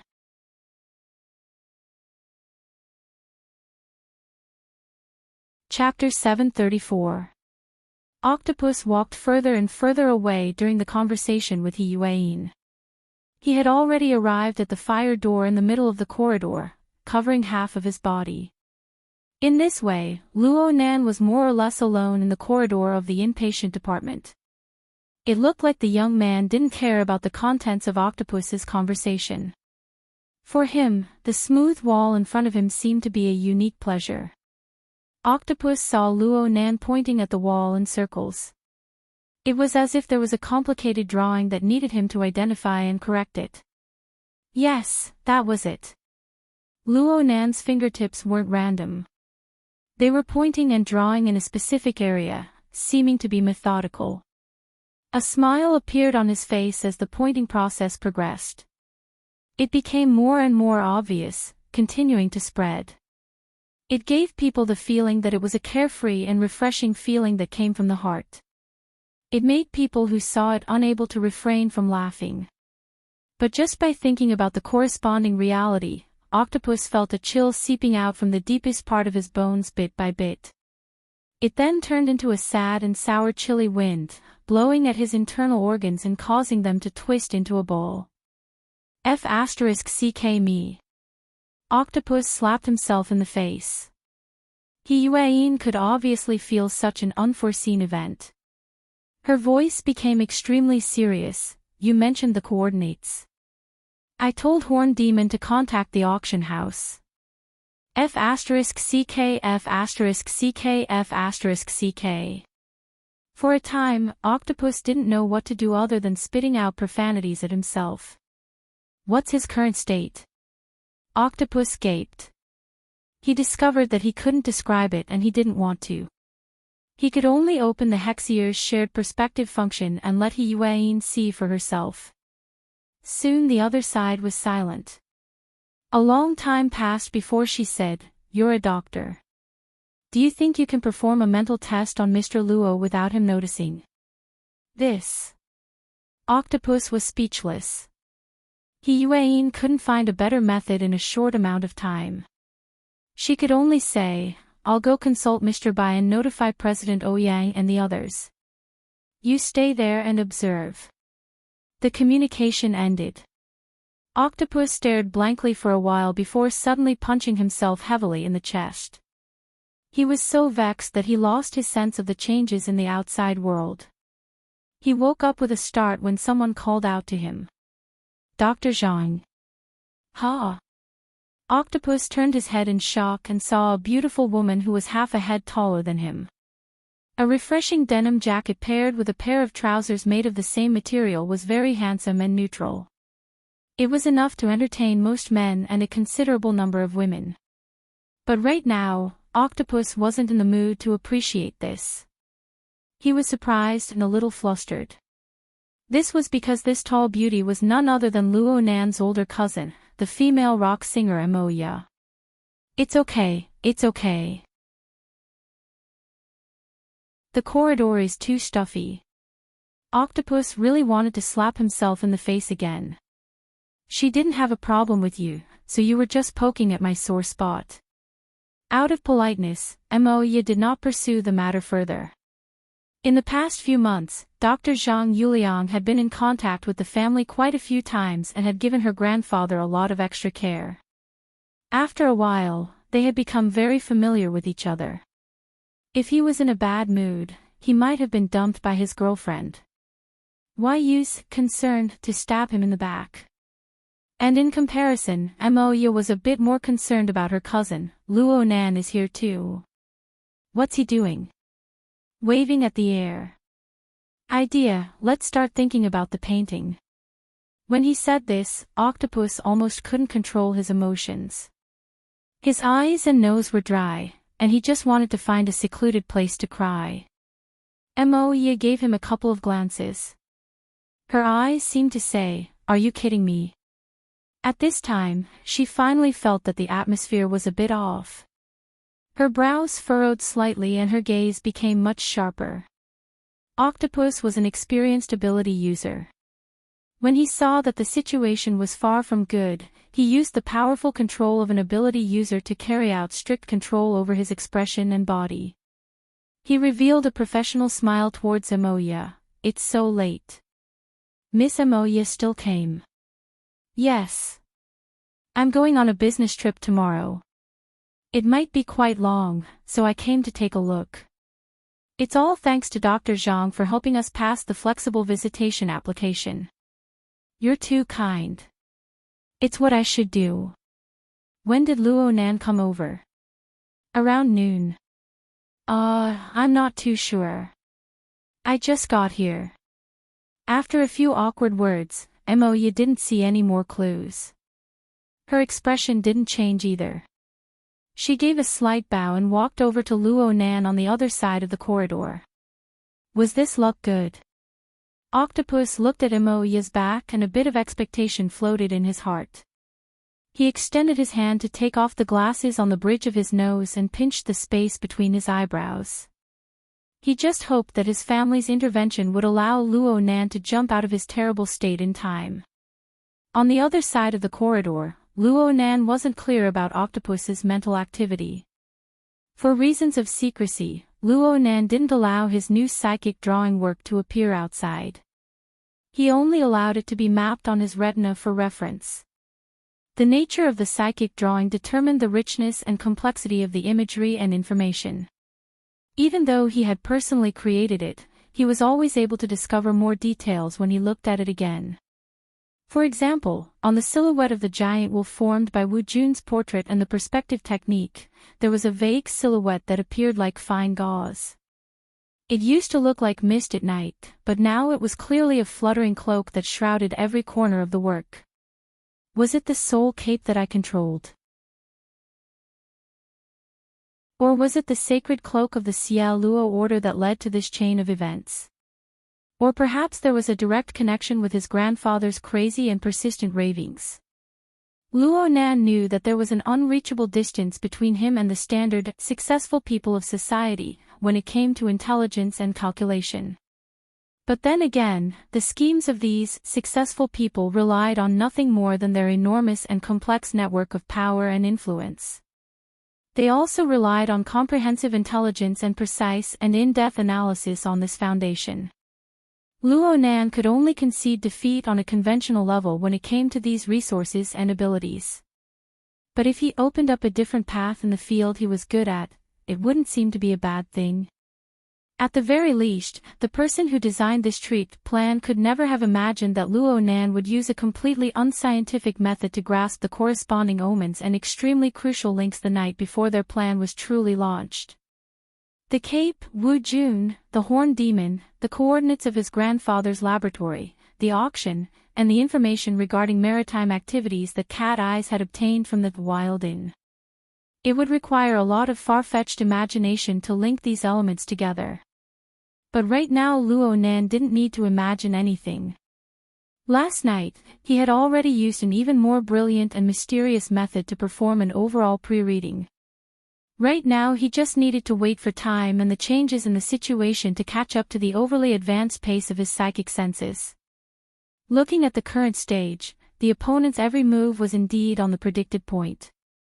This sort of coincidence really made Luo Nan, a person with obsessive-compulsive disorder, feel completely satisfied. The sound of footsteps approached and Mo's slightly raspy voice rang in his ear. "Congratulations. You've completely let go of yourself. I'm really sorry for missing the family meeting and not being the first to congratulate you." Luo Nan turned around and pursed his lips. "Even if you don't display the demeanor of an older sister, as the eldest daughter of the Mo family, is it really good for you to not share the worries of your parents? If you were there last night and spoke like this, I would have become a scapegoat. Do you think that would be better?" Moya beamed as she reached out her hand and pinched Luo Nan's cheek. She had rarely done this sort of action in recent years. Luo Nan slapped her hand away in disgust. "You're in a good mood, huh?" "Same here. I saw you facing the wall just now and I really thought you were depressed. Luckily, I immediately rushed back to express my support when I heard the news that you were going to take a leave of absence from school. That's because I became a blocking target first." Having said this, Luo Nan finally expressed his doubts. "What are you doing here so late at night? Your band is on the verge of collapsing and your schedule is still this tight. Get lost." Moya gave a light grumble and smiled in the blink of an eye. "I'm going on a business trip out of town tomorrow. I might be gone for a month or even longer. I'm coming over tonight to take a look." "Business trip?" "Aha. Our band is going to have a small fan club in Band City in 10 days. Band City." Luo Nan's gaze instantly focused. Moya didn't notice anything else. Luo Nan's astonishment was very normal. After all, this announcement was a bit out of the norm. You know that the music market is much more mature in the East Asian cultural circle. The rock and roll environment is much better. You can say that we're expanding into the overseas market." "Really?" Luo Nan expressed his doubts. Nowadays, the 88 large metropolitan areas were all relatively closed off. Aside from those true world-class stars, the cultural industry was basically in a state of seclusion. A small star like Emoya, who had just made her debut, might not even be able to make a name for herself in Sia City, let alone Ban City, which was across the sea. It would be an extravagant hope for their debut album to break 100 sales figures there. Also, there were some other problems with her Mountain Creek band due to Shuei's departure. It was a complete mess right now. Would the management company approve of this kind of activity? Emoya shrugged. In any case, this is what the company said. And we have indeed found a partner over there. As long as we provide food, accommodation, and a return trip, we can do whatever they say. There are rumors that the company wants us to debut over there. Of course, if our families strongly oppose it, then it's a different matter. What use is family opposition? Ha! Luo Nan's eyebrows jumped. He suddenly understood. Emoya was giving him a report. After all, everyone in the family knew that Luo Nan had already entered a complicated circle. The atmosphere was still pervaded with tension a while ago. He was being watched both openly and secretly, both inside and out. Emoya appeared to be rebellious and casual, but she actually inherited her parents' strong points at the core. She thought things through thoroughly, and she was very good at considering problems from the standpoint of others. She bumped into Luo Nan tonight by accident, but she had to find the time to inform him of this matter no matter what. She also didn't want to become Luo Nan's burden. Luo Nan gazed at Emoya. He had a general grasp of his cousin's mentality. Honestly speaking, he cared a lot about the words "Ban City" under the current circumstances. Perhaps this was a coincidence, but how many coincidences had he encountered in the past few days? He muttered to himself in silence. He went over Emoya's introduction of the situation in his mind once more, and suddenly discovered a certain incongruity. Hold on. The fan meeting is in 10 days. What are you doing there now? Chapter 735. Luo Nan didn't reply to Emoya in time. He needed to deliberate properly. Emoya didn't care, at least on the surface. She first went to the ward to see her grandfather and took over from Xiao Xinyu. After receiving the reward, Xiao Xinyu slowly walked out of the room. Luo Nan was truly grateful to this teacher. He temporarily set aside the matter of Emoya and went to greet him. "Gym Master, I've really troubled you." "I don't think it's troublesome." Xiao Xinyu's thin face was devoid of expression, but his tone was relaxed. "Chatting with Mr. Yuandao is much better than being home alone." Luo Nan forced a smile. "Only you." "That's not entirely true. I can't say that Mr. Yuandao's mental state is very good, but as long as you grasp the core of his consistency, you will find many interesting things." There were a lot of things I had been thinking about, but I couldn't verify them. Even Mr. Yuandao didn't give a clear answer. It's good to be able to refer to it from a different angle. Xiao Xinyu's eyes moved slightly within his sunken eye sockets. He fixed his gaze on Luo Nan's face. "You two are very similar in this aspect." Luo Nan took it as a compliment for the time being. "Thank you, Gym Master." Octopus, who had caught up from behind, wailed in his heart. "Don't be like him anymore, or I'll really have to hit my head against the wall to atone for my sins." Octopus was afraid that Xiao Xinyu would encourage Luo Nan to run wildly down the wrong path, so he braced himself and interjected. "Gym Master Xiao came over this morning to accompany Mr. Luo. You have just recovered from a major illness. You can't be too exhausted." Luo Nan came to a realization. "That's right. The gym master needs to recuperate. I'll head back right away. It's just a few steps anyways." Xiao Xinyu readily accepted Xiao Xinyu's advice. Luo Nan and Octopus followed by his side, preparing to send him to the elevator. As they walked, Xiao Xinyu was still talking about Luo Yuandao. Perhaps it was because he had interacted too much today, but he made a rare judgment. Unfortunately, you and Mr. Yuandao seem to have a conflict of logic. Mr. Yuandao is very sensitive and resistant to this, and refuses to communicate with you. Otherwise, you should be the one who understands him the most. Luo Nan believed it. I also have this feeling. Let's observe more and see if we can find a good entry point. Yes, I'll try drawing a portrait for Grandpa later. Portrait? Is that what you psychics call it? Yeah, pretty much. Octopus thought to himself, I've never heard of it. Xiao Xinyu was truly in a good mood. He spoke a lot more. As long as there is a possibility of affecting reality, we can try. In this aspect, you spiritual people have an advantage over physical people. You can imagine it, and we will verify it. Your assumptions can be overturned at any time, but the price we have to pay to verify them is much more tragic. So, I hope you can make more accurate judgments and designs. I'll be counting on you to help Shuelei in the future. Luo Nan instinctively felt that the life experiences of the gym master should be hidden behind these words, not to mention that it involved Shuelei. Luo Nan obviously wouldn't be slow. He responded very seriously, Don't worry, master.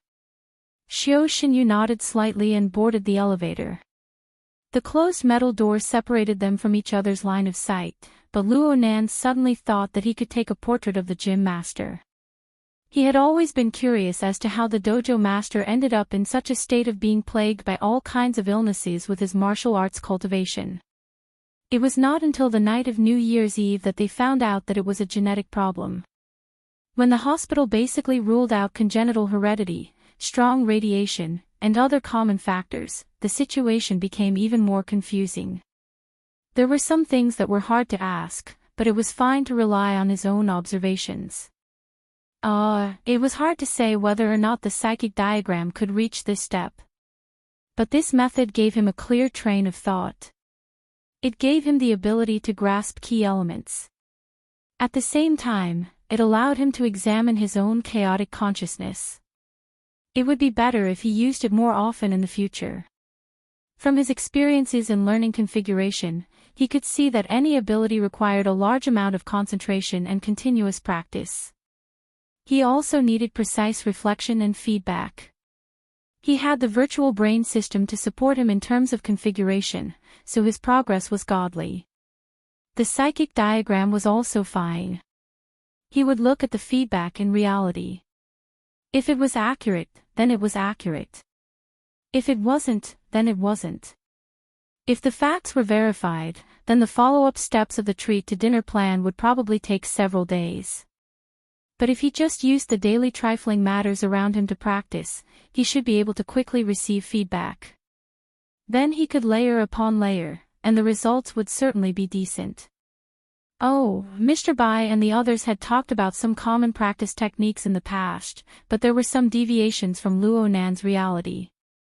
He needed to ponder over a practice plan that was more suitable for him. Though Luo Nan was blocked by the metal door of the elevator, it did not hinder his train of thought from flying and turning. To the side, Octopus's gaze moved back and forth between Luo Nan's face and the blurry mirror image on the elevator door. He subconsciously held his breath. Luo Nan finally felt Octopus's excessive attention. He turned to look at him. What's wrong? Octopus went, for quite a while, but he was unable to find a better reason in the end. He could only probe the key issue. Nanster, there's a lot going on today. You should rest early and let your mind empty. Luo Nan laughed. Brother Octopus, I understand what you mean. Luo Nan didn't mention any information related to the retreat plan, in case it was hard to explain later on. He just explained the current situation of the isolation of the cultural industry in every major city.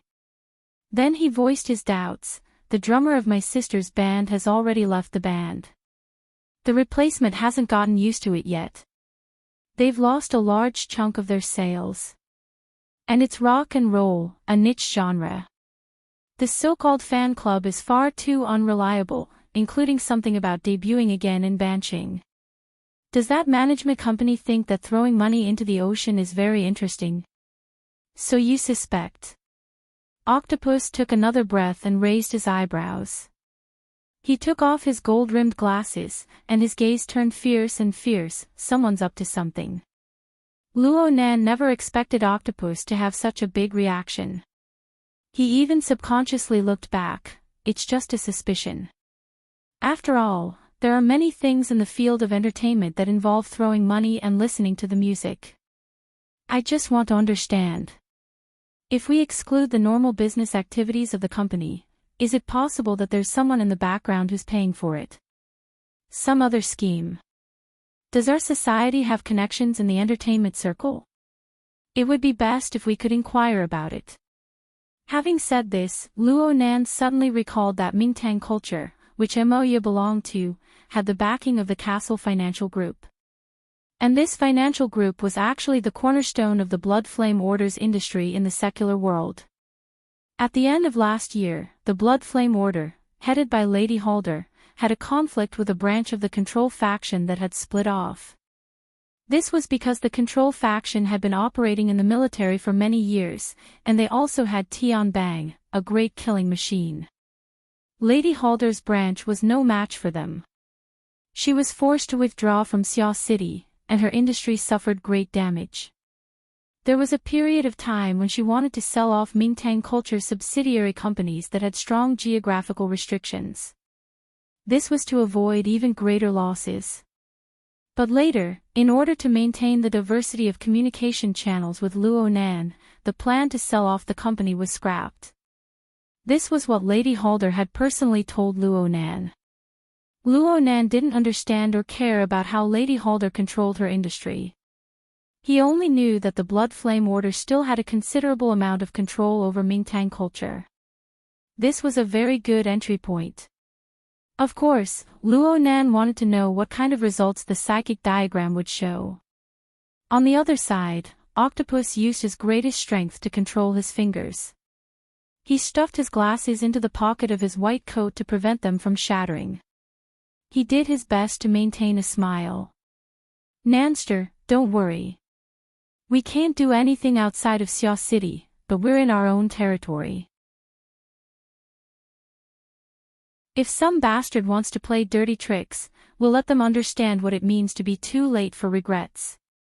Ah, okay. Luo Nan felt that Brother Octopus was quite excited. He went to make a call after he finished speaking. He called his friends and dispatched them left and right. He was more attentive than his own cousin. Could it be that he was a fan of Moya? Or was he interested in Moya? Could this sister's charm be able to invade the inner world? Luo Nan's consciousness shifted when he thought of Moya. He didn't need to use his eyes to see Moya. He even had a conversation with his grandfather. She was proficient in the art of speaking. Her tongue was quick and nimble. She would occasionally make the old man laugh. This was something that Luo Nan, who had a logical conflict, was unable to do. Luo Nan couldn't help but feel envious. He sighed.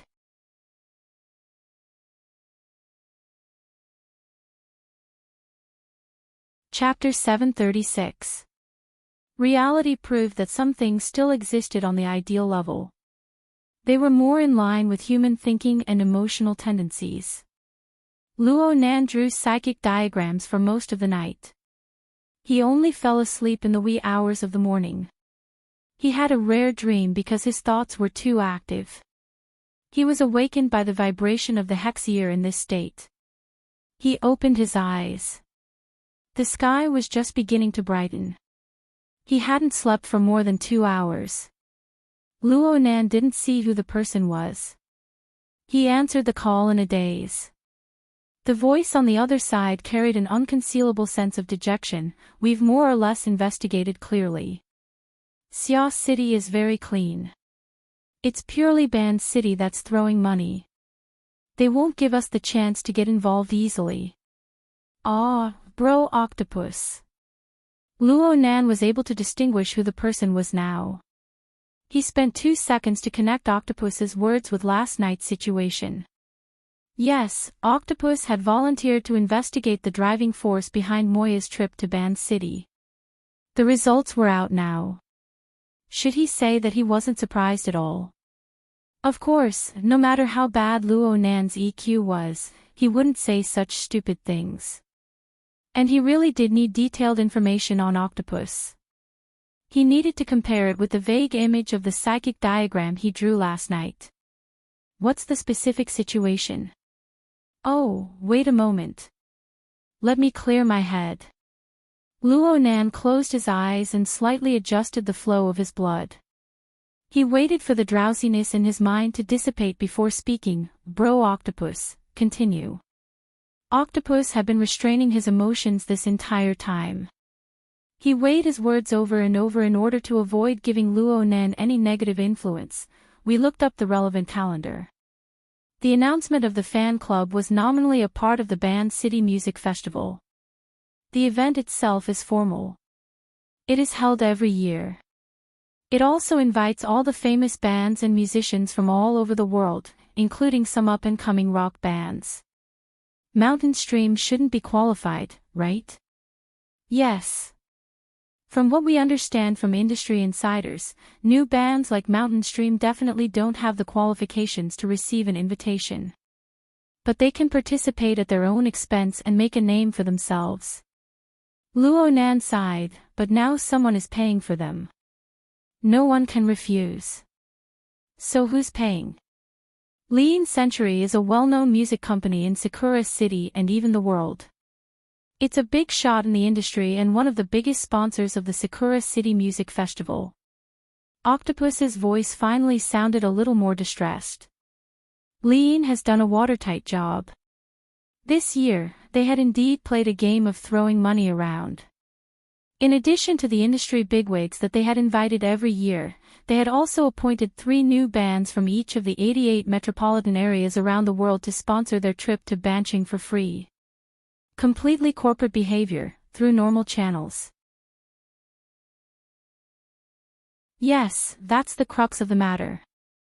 Through the investigation of the flow of funds and the consultation of the people who handled it, we can basically confirm that Mingtang culture, where Moya was from, only saw it as a pie falling from the sky.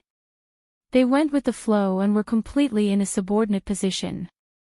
Luo Nan let out a sigh. I feel like I'm being overly sensitive. No. These are extraordinary times. We can't be too careful. Moreover, there's another news about Mountain Stream's debut in Banqing. Oh. Is there really such a thing? It can only be said to be a rumor, but it's true enough. According to a mid-level employee of Mingtang culture, most of the bands that Lean appointed as sponsors are actually underground bands. In other words, they aren't signed to a company. It's very likely that Lean will select a few of these bands and sign them to a management contract. Mountain Stream originally had the genes of an underground band. Even though they've already signed with Mingtang culture, it's very likely that Lean will take over if they're really interested. As long as the price is right, Mingtang culture won't refuse. Luo Nan grasped the crux of the matter. Why would they be interested? This. Octopus hesitated for a moment before saying, it's just a rumor. Last month, a director of Lean called Yuchuan Aishuk came to Xia City and saw Mountain Stream's performance.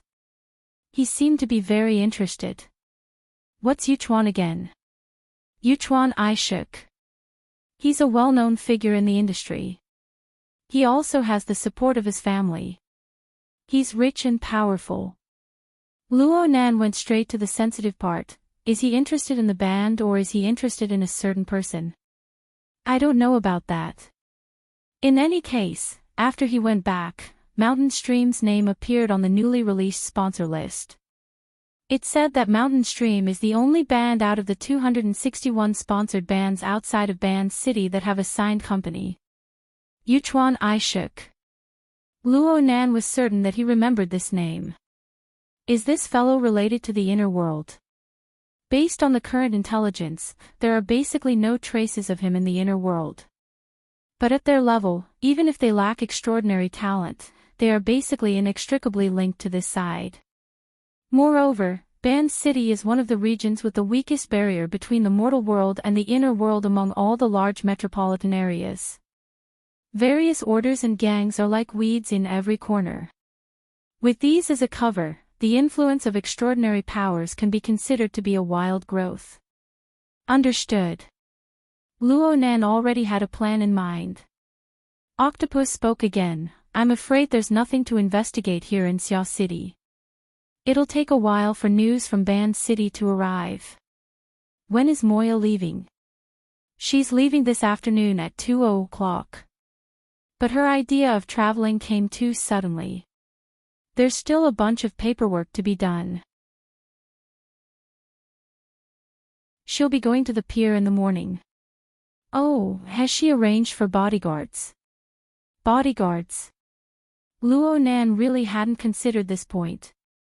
He was originally thinking that if Moya's trip was completed, he could rely on the entire world's mental sensor network to monitor the entire process. If something were to happen, he and Ruewen could join hands and fight against extraordinaries. Moreover, Moya was the only one allowed to go to Band City. Why couldn't he go? Octopus still stood on the traditional line of thinking. He strongly recommended that Luo Nan hire bodyguards. For the sake of safety, sending professionals to protect is a very normal matter. Right now, the situation is unclear.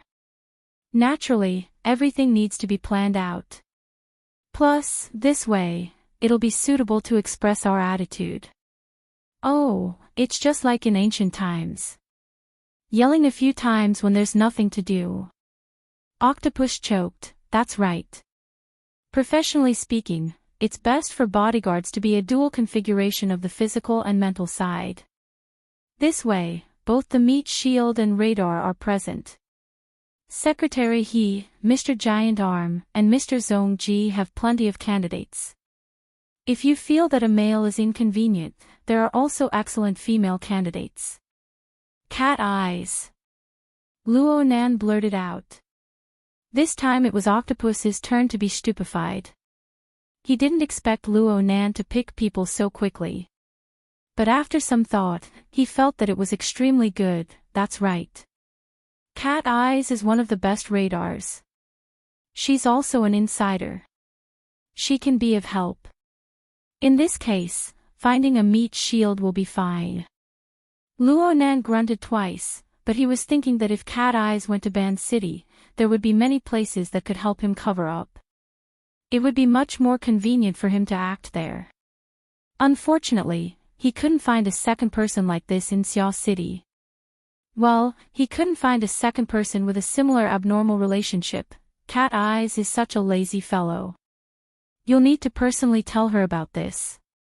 Octopus's voice was a bit erratic. Luo Nan responded logically, oh, that's natural. Then let's count Cat Eyes as one. I'll go contact Secretary He and the others. I'll compile a list of names for you to decide by noon. Oh right, 2 people is just a basic configuration. If you feel that it's not safe, then 3 to 5 people is normal.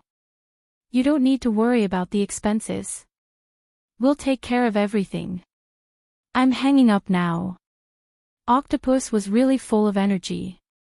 He went to do things in a hurry. Luo Nan sat on the edge of the bed and pondered a bit. He clearly organized the information he learned from Octopus. 10 seconds later, he let out a long breath. His mind relaxed, and the changes in the energies of all living beings within a 30-kilometer radius formed simple sketches. They appeared in his mind like an animation. His mind naturally focused on the family area. The sketches turned into clear and concrete images. He could see his uncle preparing breakfast in the kitchen. His aunt was in Moya's room, helping her pack her luggage while giving her orders. Moya was fed up from listening to them. She simply ran to the side to make a phone call. It was as if they were traveling companions. As for Mo Peng, he was awake, but he was curled up on his bed playing games. These scenes combined to form a familiar and tireless scene. Perhaps under his pen, in the unrestrained psychic map, this was nothing more than a simple silhouette symbol, but this symbol was engraved at the very core, intertwined with his life, and could not be separated. Naturally, he didn't allow any malicious intent to touch it. Luo Nan's gaze was deep and cold. He opened up the virtual work area and looked at the results of last night's labor. It was quite marvelous. He had clearly used Emoya as a clue to trigger events, but Emoya's shadow wasn't present in this picture. The elements that appeared included the silhouette of the city's steel jungle. There was also the shadow of a towering ancient tree. There was also a special silhouette that appeared twice, a luxurious cruise ship cruising on the ocean.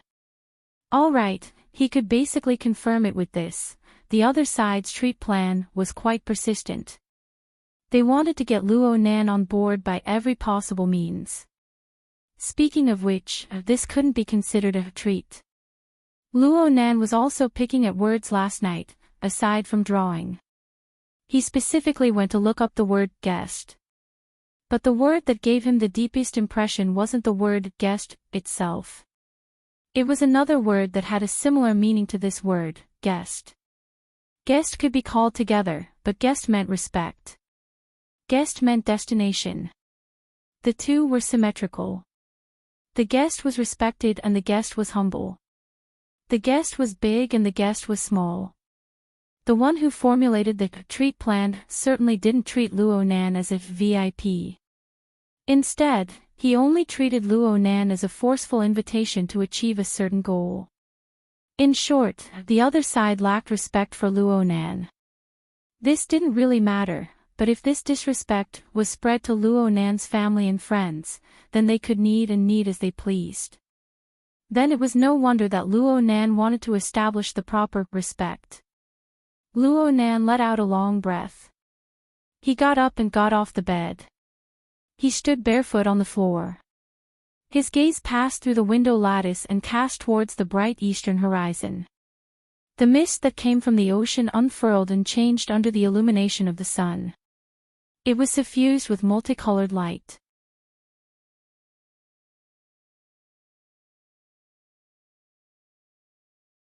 Chapter 737. Unbeknownst when, the thick clouds had rolled over the mountains in the northwest direction, looming over the surface of the sea. It was as if a great army was pressing down on the border.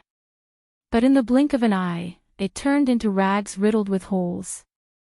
It could not contain the abundant water vapor above the clouds, causing them to pour down in large amounts, forming an overwhelming downpour. It also enveloped the entire cruise terminal in a misty mist. Luo Nan yawned. All right, the traditional event of waving goodbye is over. Emoya glared at him. It's not the first voyage. Where did all this nonsense come from? Both of them were right. Even though there was an enclosed viewing platform at the pier, no one on the cruise ship would be in the mood to perform a sailing ceremony in the pouring rain. It was 12:15 in the afternoon, and Emoya had spent a lot of time going through the formalities. At this time, she had just finished checking her luggage and was waiting to board the ship. Her pace suddenly slowed down. Since it was a working day, Luo Shuqing was the only one who came along, aside from Mrs. Luo Shuqing, who took a special leave of absence to accompany her.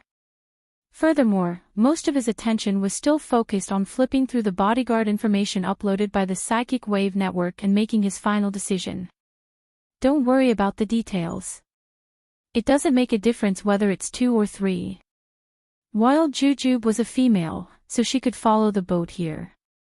Because God needed to equip himself to clear the level, he could fly directly to Ban City. Add in cat eyes, the radar meat shield, and the firepower support. It'll be perfect. We'll do as you say. That wild Jujube is already at the dock, right? Okay, I see her. Luo Nan gave a slight nod to the muscular and beautiful woman who had just gotten up from the waiting area 30 meters away. He recognized the deep and reserved aura on her body. It could be said that he was acquainted with her, and he established a communication link with her. While Jujube was indeed a professional. He was already in the zone, quietly approaching and entering his work position. Of course, he still had to inform Moya about this, but he could only do so after they arrived at Sakura City. Did you see someone familiar?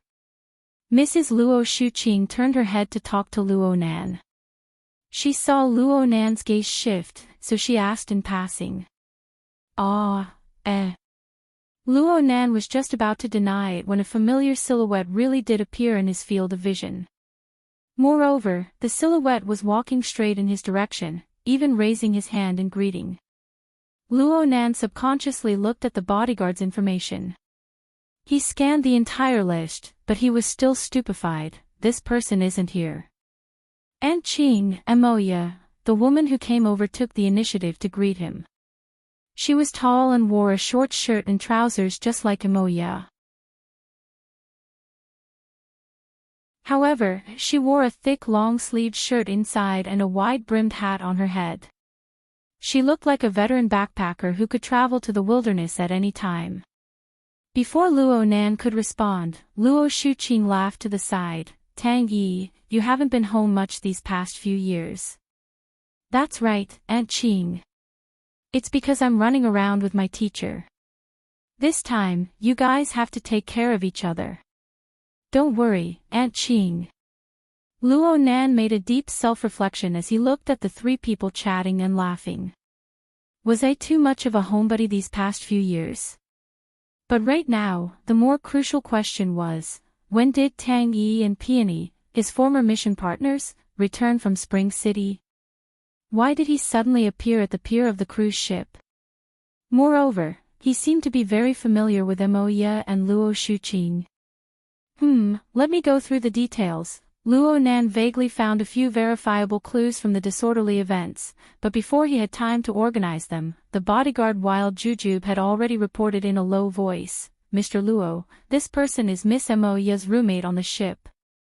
He has already passed the risk assessment. Is there a problem? There might not be a problem, but even the society had overlooked an insider under their noses. Her Majesty Empress was capable right-hand man really wasn't easy to deal with. It's nothing. He's an acquaintance. Luo Nan decided to go back and communicate with Her Majesty Empress Wu. Right now, it was more urgent to communicate with Tang Yi herself. He took a deep breath and cast his gaze, drawing Tang Yi's attention. President Tang, there's something I want to consult you about. Mrs. Luo Shuqing was very surprised. Little Nan and Tang Yi know each other. Luo Nan grinned. Yeah. She's his direct superior. Tang Yi smiled. Luo Nan joined the Mystic Arts Research Society at school. I'm an old member there. Due to some personnel changes recently, I temporarily took over the position of president. Of course, it's just a name. Oh, that's quite a coincidence. It's all thanks to this. There's something I want to consult President Tang about. Just call me Big Sister. You don't need to be an outsider. Tang Yi smiled as she took advantage of Luo Nan, but she cooperated with him and walked to the side. Luo Nan adjusted his breathing and decided to cut off all the branches and leaves. He got straight to the point. Well, let's talk about complicated relationships later. Let me confirm something first. Peony, you don't have any missions on hand, right? I've been on a business trip in Spring City for half a year. Whether it's my instructor or my boss, it's reasonable for them to give me some time off. Luo Nan stared at her. It's fine as long as you're not on a business trip. No matter what, we're partners. You and my sister are best friends, so there are some things I don't need to say. Relax. If there really is a mission, I won't let Moya get caught up in this maelstrom. But I heard that you've been plagued with troubles recently. You're in debt, and you've implicated Moya. You're still under pressure right now. What, you're not happy to have a free bodyguard delivered to your doorstep? the news spread that fast. Of course. Zhang Yingying ran to the big boss's office. She wanted to pay for the matter with the horned demon, but she was thrown out. Ha! I'm just joking. Don't feel burdened. Tang Yi revealed a mysterious smile. Then she changed the topic. But there's one more thing. Shouldn't you think about it carefully? What is it? Right now the word in the society is that you're going to take a break from school soon, right? That's right. In theory, a suspended member doesn't have the qualifications to occupy the society's public assets. Right now, there are quite a few people who are itching for a fight over your laboratory on the 3rd floor beneath Gear on the North Bank. They want to seize the opportunity to take it back. Hey. I've had a lot of worries lately. Partner, can't you share some of my worries? I said it before. I'm just a nominal president. I'm able to get to this position because I'm quite qualified. Also, I hold shares of the LCRF. Hold on. Why is it the LCRF? The LCRF was the Life Cycle Research Fund. From Luo Nan's understanding, it was basically an amalgamation of the interests of various large capitals, military, and political powers. To put it in a harsher way, it was built upon the delusion of a group of old men intent on living forever. Why was Her Majesty Empress Wu getting involved? It's because the big boss has a stake there. In order to show respect, they basically seek the boss' opinion on every investment in Xia City and give him a seat on the board of directors. You can go ask Yingying. She's a board member of many companies, even though she practically never goes there. It's that cool. This is respect. Let's not talk about the 3 giants of Xia City. Old man Yu aside, President Ouyang has a large number of technology companies fighting to give him shares. Otherwise, where would the expenses of researching the psychic wave network come from? If he wanted to update his equipment right now, all he needed to do was leak the news and everyone, including Quantum Corporation, would come crying and shouting for supplies. Do you believe it? I believe it. You're quite respected right now. Big Sis has bodyguards when she goes out. She even comes up to help for free. These are extraordinary times. Luo Nan's lips twitched. He didn't believe this to be a good thing. And the respect he hoped for wasn't limited to just this. Enemies like President Ouyang and Her Majesty Empress Wu would come rushing to express their goodwill. Admittedly, this was because of the unscrupulous nature of capital. But weren't Luo Nan's greatest opponents also unscrupulous fellows?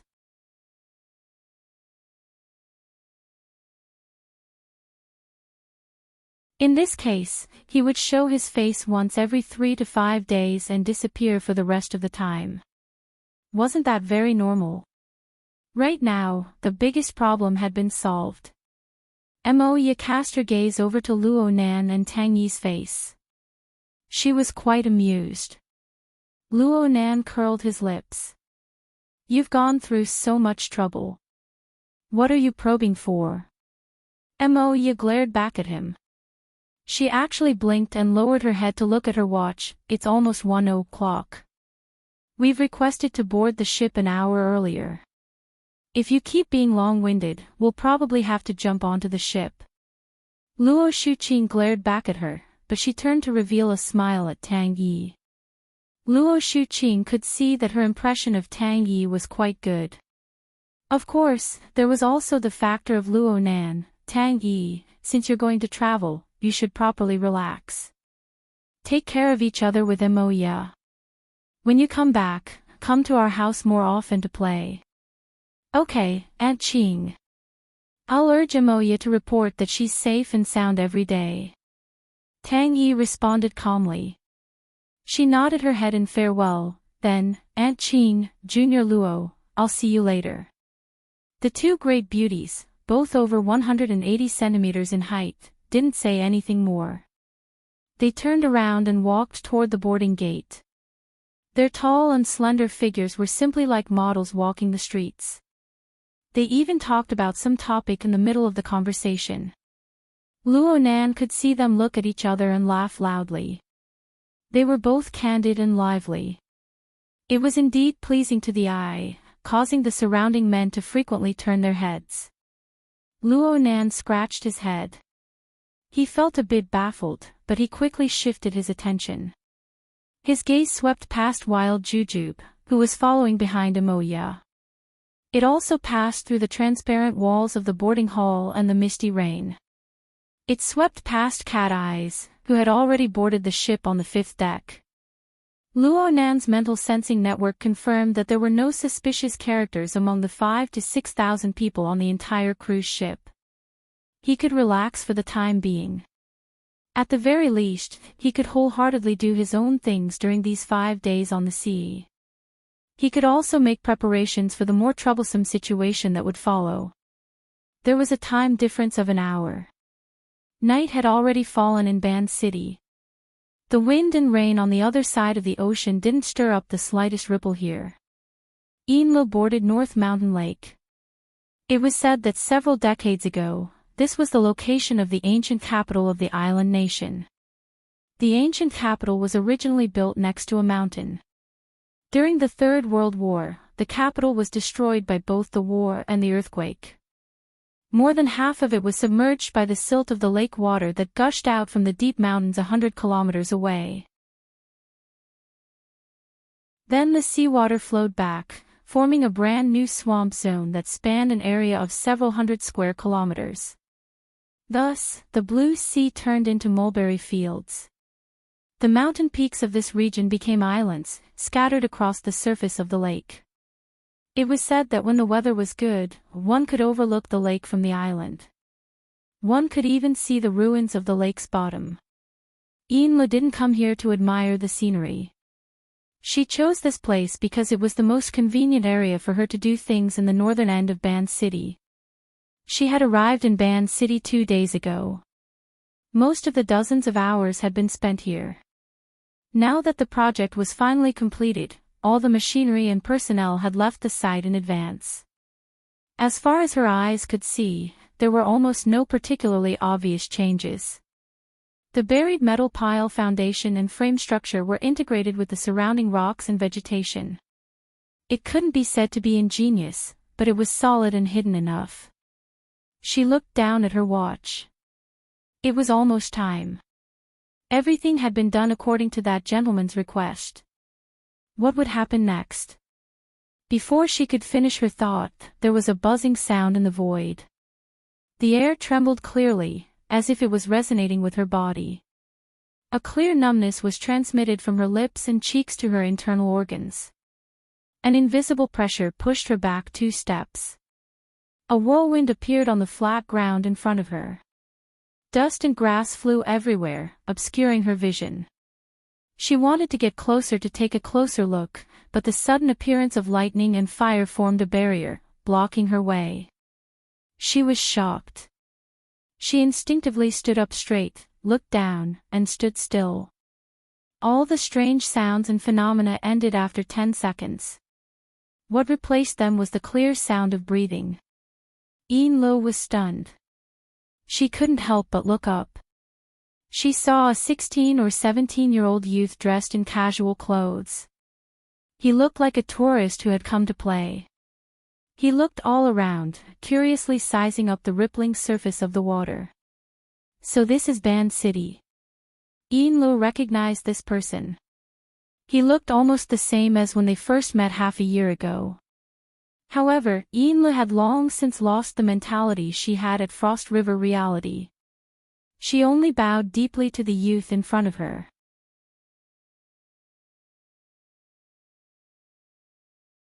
Chapter 738. Luo Nan didn't speak. Enlo bowed and didn't get up, just like a statue. She really needed some buffer time. Even though she had already guessed it, Enlo still needed to digest Luo Nan's method of traversing 2,000 kilometers of space to appear before her eyes. Only then was she able to calm her surging mind.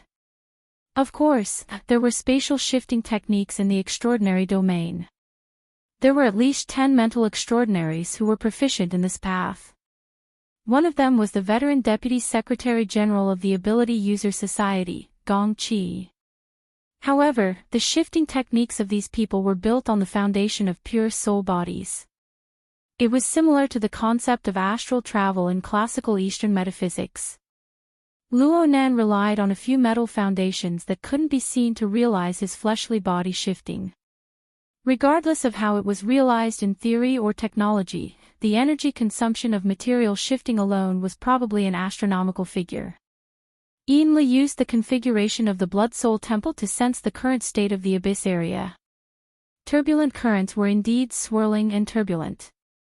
The chaotic storm was clearly in a state of interference. However, it was far too conservative compared to the estimated scale. The easiest logic to understand was that the same effect consumed less energy, the higher the technique. This sort of supernatural method was not as straightforward as the tyrannical storm, but the more she thought about it, the more inconceivable it became. How could Luo Nan, who could wander tens of thousands of kilometers at will and easily shift his fleshly body, be summarized by the title of genius theorist of the mental side? It must be known that omnipotence was omnipotence in a certain sense. Yinli didn't expect that she would think so much during the time she was bowing. Luo Nan didn't pay attention to her at all. She raised her head in astonishment and saw Luo Nan operate with his fingers. He had just finished sketching in the air when he turned to smile at her. Wait a bit. Ripples rippled through the air as soon as he finished speaking. A metal chest half the height of a person bounced out from the depths of the dark night and fell with a whoosh. Luo Nan's soul strength interfered slightly, allowing this big fellow to land steadily on the grassy gravel-covered ground. Inside the chest was a custom-made exoskeleton equipment.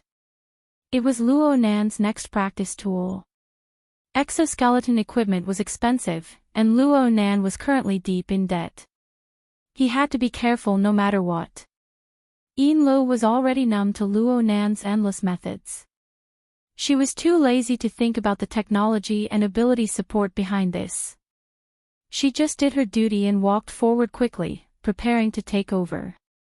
Luo Nan shook his head. I'll just hold it. He still looked like a thin and weak youth, and his combat skills were trash in the eyes of professionals like Gym Master Xiao and Shuelei. However, after a long period of mutual interference and tempering of the God Will and Body Wheel, there were even more qualitative changes after the awakening. In terms of physique, it was definitely at the inhuman level. The 200-kilogram metal box was easy to carry with one hand. Compared to who would carry the box, he was more concerned about the follow-up arrangements. This is a deserted island, right? Where are we going next? There's a boat on the shore, on the right. Sir, aren't you going to deal with it? Yinli was a bit surprised to see Luo Nan leave with the box. Luo Nan was even more baffled. Handle what? This is a framework that can be used for spatial jumps. It's not like there's no one around. Just now, when you came over, there was quite a commotion in the abyss area. If someone followed you here and discovered the setup here, took it away or destroyed it, Luo Nan blinked his eyes. Does it take a lot of effort for you to buy these things? No, it's very simple to order, and there are backups. Then just leave it here. The materials aren't as expensive as labor. Luo Nan explained a few things in passing. You said that this is just a framework. It's nothing more than a temporary airdrop station. It's not a permanent building. The truly useful configuration requires the turbulent interference of the abyss area to be temporarily constructed. The rest of the stuff can be messed around with however you want. Strength was the capital to be willful. Yinli was a bit emotional. She could tell that Luo Nan didn't want to waste energy on this sort of thing, so she didn't say anything more. Then she clasped her hands around her abdomen, bowed once more, and invited Luo Nan to head to the shore of the island to board the boat. Luo Nan walked about 200 to 300 steps before he saw a white yacht anchored on the shore. It was quite conspicuous under the curtain of night. According to your instructions, we need to maneuver around North Mountain Lake. The corresponding residence is a bit hard to grasp. So, I made the decision on my own and chose this high-speed yacht. If we use it as a habitat, we'll give up some of the comfort, and our mobility and flexibility will increase by quite a bit. Of course, if you're more accustomed to living on land, we can also stay near the shore of the lake. No, this is a good idea. Luo Nan's eyes really lit up when he saw this yacht. It was for no other reason than that the somewhat vague details of the plan suddenly became clear. It could be considered an unexpected pleasant surprise. Yin Li's mind relaxed. Just Luo Nan's attitude alone meant that the painful process of racking her brains these past 2 days wasn't in vain. Her mind relaxed, but she still maintained a respectful and restrained expression on her face. She just invited Luo Nan to board the yacht from the rear deck and introduced the basic situation of the yacht to Luo Nan at the right time. The yacht's name is Ray. It's Fadi Corporation's Pioneer-class motorboat. It has a classic 3-story structure and its entire body is made of carbon fiber. The boat's length is 24 meters, and it's equipped with a solid fuel and electric dual-drive engine. Its top speed can reach 50 knots, and its steering performance is superior. Since Luo Nan was carrying heavy luggage, Yin Lu first guided him to the residential area of the lower deck to settle him down. This place is completely isolated from the crew cabin. It can guarantee confidentiality and safety. The central area is the master's room. It's the same width as the boat. The living conditions are acceptable. Luo Nan arrived at the master's room of the yacht and put down the heavy metal box. His gaze and mental senses swept over at the same time. What entered his eyes was the luxurious decorations of the cabin. Of course, the most eye-catching thing was the large bed in the middle. It was big enough for 3 or 4 people to lie side by side. There were portholes on both sides that could see the view. There was an office area, a movie area, a restroom, a shower room, and a walk-in wardrobe. It could only be said that the rich were okay. Poor ghosts like them had no way of understanding them. Yin Lu maintained a smile on her face. She let Luo Nan look at the other door outside the cabin. For the sake of confidentiality, I haven't arranged any service personnel in the residential area. However, I'm in the attendant room to the left of the exit. Oh, it's very close. Yin Lu tilted her head slightly. For the sake of convenience, the 2 rooms are connected. If you have any urgent matters that you need me to do, you can find me by pushing open the secret door in the office area. Ha! Yin Li's eyelids drooped. Her voice was gentle and calm. The secret door is a one-way door. It can only be opened from the master's room. Please be at ease with its safety. The atmosphere turned strange. Luo Nan was dazed for a moment. Then he frowned. There's no need to live so closely. Isn't there another room at the bow? I think it's quite spacious. Yin Li's eyebrows were still drooped. That's a VIP room. Mr. Luo, don't you have your cousin in Ban City? If the situation changes, we might need to move her over here. Or if there are other honored guests staying here, it would be quite awkward to adjust the room. What use is this yacht when we need to move Moya? Besides, where would there be other honored guests? The madam said that if Mr. Luo feels that the situation in Ban City is complicated, she can come over at any time to share Mr. Luo's worries. Luo Nan was silent for a moment. His gaze swept over Yin Li's body. Then he nodded. We'll talk about it later. You continue to introduce the situation on the ship. He didn't stay in the master's room any longer. He walked out first. Yin Lu followed 2 steps behind him. The crew members are all veteran mad believers of the order. They are all retired military personnel. Their speedboat driving and water operations are all first class. Luo Nan grunted. They really are mad believers. Yin Lu raised her eyes and shot a quick glance. Then she immediately lowered her head. She was unable to verify Luo Nan's firm judgment. Or perhaps it was better to say that she didn't dare to verify Luo Nan's judgment. In any case, they could be considered to have settled down now. The living area of the lower deck, excluding the crew's cabins, actually had 3 cabins here.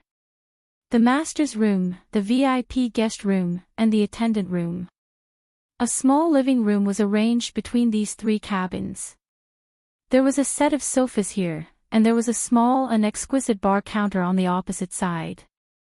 The wine rack behind it was filled with all sorts of alcohol. Luo Nan didn't recognize the brand, but he thought that the value of the alcohol placed here must be considerable. Indeed, if there was a professional service staff here, the quality of life on the yacht would soar beyond his imagination. Of course, the reality wasn't bad either. Luo Nan let out a breath and sat on the sofa. He leaned his upper body back, feeling the sofa's soft touch. He felt the northern mountain lake area, Xia City, and even the surrounding areas that were completely different. His attention soon returned to a more meaningful level of information that involved the extraordinary plane. The surrounding aura is very exuberant. Luo Nan chose a more appropriate word. Within his sensing network, the surface of the water, the underwater, the island, and even the sky were all exuberant with life. Or perhaps it could be said that it was exuberant a bit too much. Northern Mountain Lake was once the most active area for mutants in the surrounding areas of Ban City. It was also one of the areas with the most abundant populations. Even though the military conducts a large-scale sweep every year, they can only suppress the intensity of the mutants here. Ban City is already the only place in the surrounding seas that is suitable for a large metropolitan area. Building a city here is just a choice made after having no other choice. Enla stood ramrod straight at the bottom of the stairs leading from the master's room to the small living room. She introduced softly.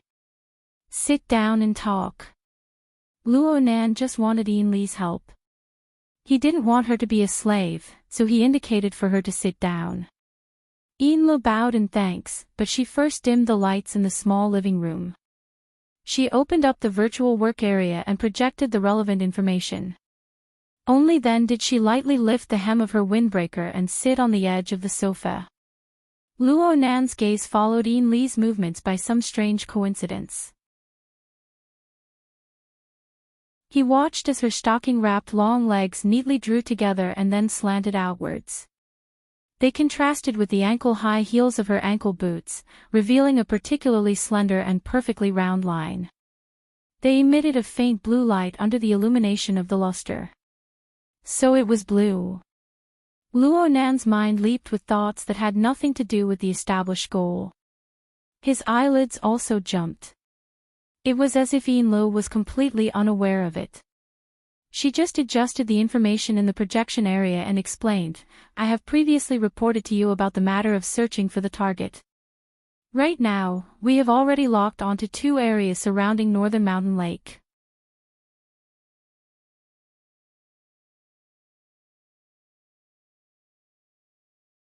However, further down, there was a short skirt that was almost hidden under the hem of the trench coat.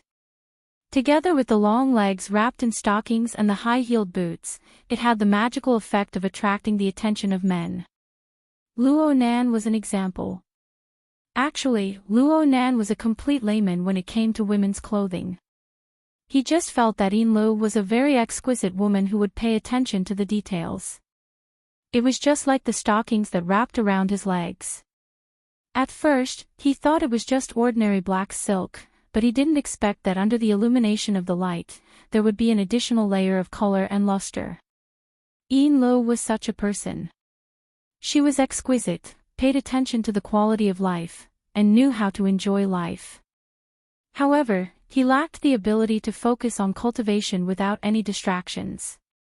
This was probably the main reason why Mrs. Halder had never treated her as a true successor to be groomed. Of course, Mrs. Halder herself didn't care that much about the continuation of the Blood Flame Order. She just used the Blood Flame Order, especially the Blood Soul Temple's configuration, as a furnace for smelting a unique core. Luo Nan was certain that he wouldn't hand over important matters that concerned his life to Yin Lo. This had nothing to do with being close or not. It was just that he knew how to appoint people. However, if Yin Lo were to arrange some routine and normal matters, she would do it extremely well. Though the upper limit was relatively low, Yin Lo was able to play with flowers within a limited space. It was said that before she entered the circle, she was once Mrs. Halder's secretary. A personal secretary. The feeling of being a working secretary or a confidential secretary like Sister Yuan was completely different. TSK, what am I thinking now? Luo Nan's thoughts touched to Yuan, and he suddenly came to a realization. It had only been half an hour since he arrived in Band City, but he had spent a lot more brain power and time on this woman before his eyes than on the scheduled business. Luo Nan, oh Luo Nan. You've just stepped onto the yacht, and you've already degenerated into a rotten fellow? It's done. Luo Nan suddenly clapped his hands. Mr. It was unknown when, but Yin Li's way of addressing Luo Nan had already removed the surname from the front. This was also a subtle change in the details. Luo Nan didn't care about these details. He reorganized his thoughts and asked a question. The consumables I talked about 2 days ago, especially the matter of the energy center. How's it going? Was this a switch in the mask? Yin Li still wasn't quite used to Luo Nan's jumpy emotions and thoughts, but she still displayed extremely high accomplishments in her field of expertise. She took a light breath and immediately opened up the virtual work area. She projected the corresponding information over. According to your request, Mr., a total of 12 tons of consumables have been purchased. This is the list. As for the energy center, we have prepared 2 alternative locations. They are both in the vicinity of North Mountain Lake.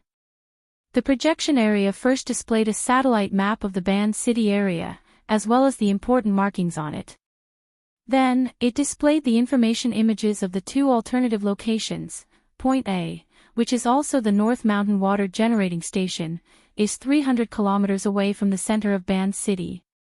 It is approximately 70 kilometers northwest of your position when you arrived. It is the first batch of emergency infrastructure facilities after the war. It originally had a total installed capacity of 1.2 million kilowatts. It has a total of 4 units, large and small. However, it has basically been discontinued. Only a single 50,000 kilowatts unit is still in operation. It exists as a backup power station for the old power grid. There are still people here. There are no residential areas in the surroundings. The hydroelectric power station operates in an unmanned mode. There will be people coming over to maintain it every month, but it's just a routine matter. Basically, as long as war doesn't erupt and large-scale mutant invasions don't occur in Band City, no one will care about it. Of course, system monitoring definitely exists. We need to get through certain joints. Luo Nan nodded. It would be much simpler to use the external neuron to deal with system monitoring. The projection area displayed the next set of images. As for Point B, it is located on North Mountain Lake's Claw Island. It is 20 kilometers away from your position when you arrived, Mr. The generator set there is a first-generation miniaturized field combat energy center. It is a complete superconducting generator set, powered by both wind and water. The capacity of this generator set is much lower, it is approximately 3,000 kilowatts. Claw Island was originally a monitoring point for mutants. It also served as a forward base for explorers, but it was captured by mutants once. The casualties were disastrous. Later, it changed hands many times, but accidents always occur. It seems that mutants care quite a bit about that place. They often go there, so the frequency of accidents is quite high. I'll take both of them. Ha! The straight-line distance between Point A and Point B is only 40 kilometers. Both are relatively independent. One is used as an experimental base, while the other is used as a shooting range. It's quite perfect. Is that so? Ian subconsciously asked, but she quickly regained her composure. She bowed and expressed, since it's like this, I will immediately clean up the loose ends. You just need to sign a temporary rental agreement for Point B. As for Point A, you can use it right now. Luo Nan nodded. He had something to do tonight. He spoke again, there are also consumables. First transport half of each to Point A and some to Point B. There's no need for too much. Just 1/10 will do. Ian recorded at the same time. She knew how to check and fill in the gaps. Do we need to put some on the yacht as well? That's right. That's good. Luo Nan gave her a reminder. We need to prepare the subsequent purchases as well. The losses will be quite large. The so-called consumables were the ingredients needed for the biochemical reactor. Unfortunately, this was only the basic formula. The ingredients needed for the advanced formula were not complete. This led to the catalyzed electromagnetic muscle membrane structure having a low carrying capacity. The catalysis required a large amount of energy and nutrients, but once it was unleashed at full strength, the carrying capacity was extremely tight. The more this was the case, the more Luo Nan needed to utilize every second of his explosive period. Only then could he increase his chances of assassinating Gong Qi. This required a large amount of repetitive practice. According to his experience in Spring City, it required a large amount of electricity, high amounts of nutrients, and consumable base materials. It was easy to imagine that this was a giant beast that ate money. The pressure on logistics was far too great. This kind of practice could only be carried out in the metropolis and its surrounding areas. He would be the center of everyone's attention if he was in Xia City. He was far too eye-catching. Spring City was like a bird startled by the mere twang of a bow. The city's situation was complicated. Because of the so-called new plane, extraordinaries would pass through from time to time. In other words, Luo Nan could still give it a try in Ban City. Luo Nan wasn't picky about Ian Li's methods. He wasn't stingy with his praise. You've done quite well. Mister, you flatter me. Ian Li bowed in greeting. She still maintained a cautious and restrained attitude. However, this restraint was built on a complex psychological foundation. It was like her exquisite makeup. Even though her foundation was excellent, it was unknown how much effort she had put in to achieve this level of beauty without batting an eyelid. It was precisely because it was complex that it brought about more real-time changes. It gave people the interest and pleasure to explore. Fuck, I'm thinking too much again. Luo Nan took a deep breath. He prepared to use the induction network to investigate the situation of the two bases. Ian Li suddenly stood up at this time. The lower hem of her windbreaker covered more of the lines of her legs, but it seemed to expose more as it fluttered in the wind. Luo Nan, who was still sitting in his original position, subconsciously made a comparison. His consciousness shifted, and the voice beside his ear became a bit fuzzy. This lasted until Ian Li spoke a second time. Mister. Yes. Up ahead is the Zhuojia Wei Gate. Only now did Luo Nan completely wake up. He stood up as well and stood by Ian Li's side. He looked down from high above, past the heavy mist, and looked toward the edge of the lake several kilometers away.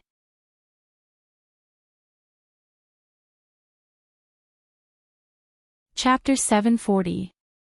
The reason why the camphor tree had its back to Luo Nan was because this camphor tree possessed an extremely human-like appearance. Its crown and branches were naturally shaped as it grew. Looking from afar, one didn't need too much imagination to be able to see an awe-inspiring appearance similar to that of an arhat or a heavenly king in a temple. Many years of growth had caused the main trunk of the camphor tree to diverge. It was like two thick legs standing upright on the ground. It also had an enormous, clearly defined head. That was the crown of its trunk. In addition, there was a cluster of well-developed side branches that extended over a dozen meters. It was like a thick arm that was stretched out horizontally. This arm was placed horizontally above the seemingly tranquil ripples of Beishan Lake. The lake water rippled slightly. It vibrated back and forth with the granite patterns of the breakwater that resembled a city wall. There were slight twists and turns, but it didn't cross over this horizontal extension of the thick arm. This is the Zujiawei Gate. Yes. During the Third World War, the earthquake caused the topography of the mountain to change. The flood from upstream poured down in torrents. Soon, it submerged the ancient capital and forced the other cities downstream. But due to topography, coincidence, and other reasons, the flood, which could have caused even greater destruction, stopped here and didn't advance any further. It formed an enormous dammed lake. Although there were many dangerous situations in the following decades, the lake water generally stopped behind this camphor tree. It didn't advance any further. The citizens of Osaka City believed that this tree was mystical, so they used the local folklore to name it Wei Gate. The general idea was that it was an imperial bodyguard that guarded the royal court. And it is rumored that the seed of this tree was transplanted from the sunken Saga County of Kyushu Island. In ancient times, Saga was called Saga, so it was called the Zujiawei Gate. Luo Nan already had a preliminary understanding of the concrete information through his own observations and the information provided by Yinlu.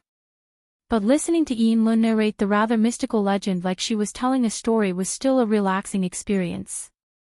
Looking at the Zujiawei Gate now, it really did seem like a powerhouse with a thick and sturdy body. It exerted force with its arm horizontally, forcefully stopping the boundless water waves. And it had its back to the lake's surface, disregarding all threats. It was extremely bold and powerful. It had a sense of beauty. Of course, it was impossible for the government of Osaka City to completely entrust the safety of the city to a camphor tree. According to the records, when the city of Ban was first established, the builders built a series of dams and other water conservancy projects behind this big tree, completely controlling the possibility of the North Mountain invading Hunan. The semi-abandoned hydroelectric power station that Luo Nan would soon be heading to was one of the results of that time. The designer of the water conservancy project must have taken into account the beliefs of the people. When building the dam, he left plenty of room for the camphor tree to grow. The divine tree didn't stand on ceremony either. Not only did its thick roots penetrate deep into the ground, a considerable portion of them also extended above the ground. Green moss covered the surface of the tree, giving it an ancient appearance. Yinlu continued, actually, this tree isn't that old, only about 100 years old. However, its growth is very vigorous, and it's even larger than some 1,000-year-old trees. Logically speaking, there should be some abnormalities.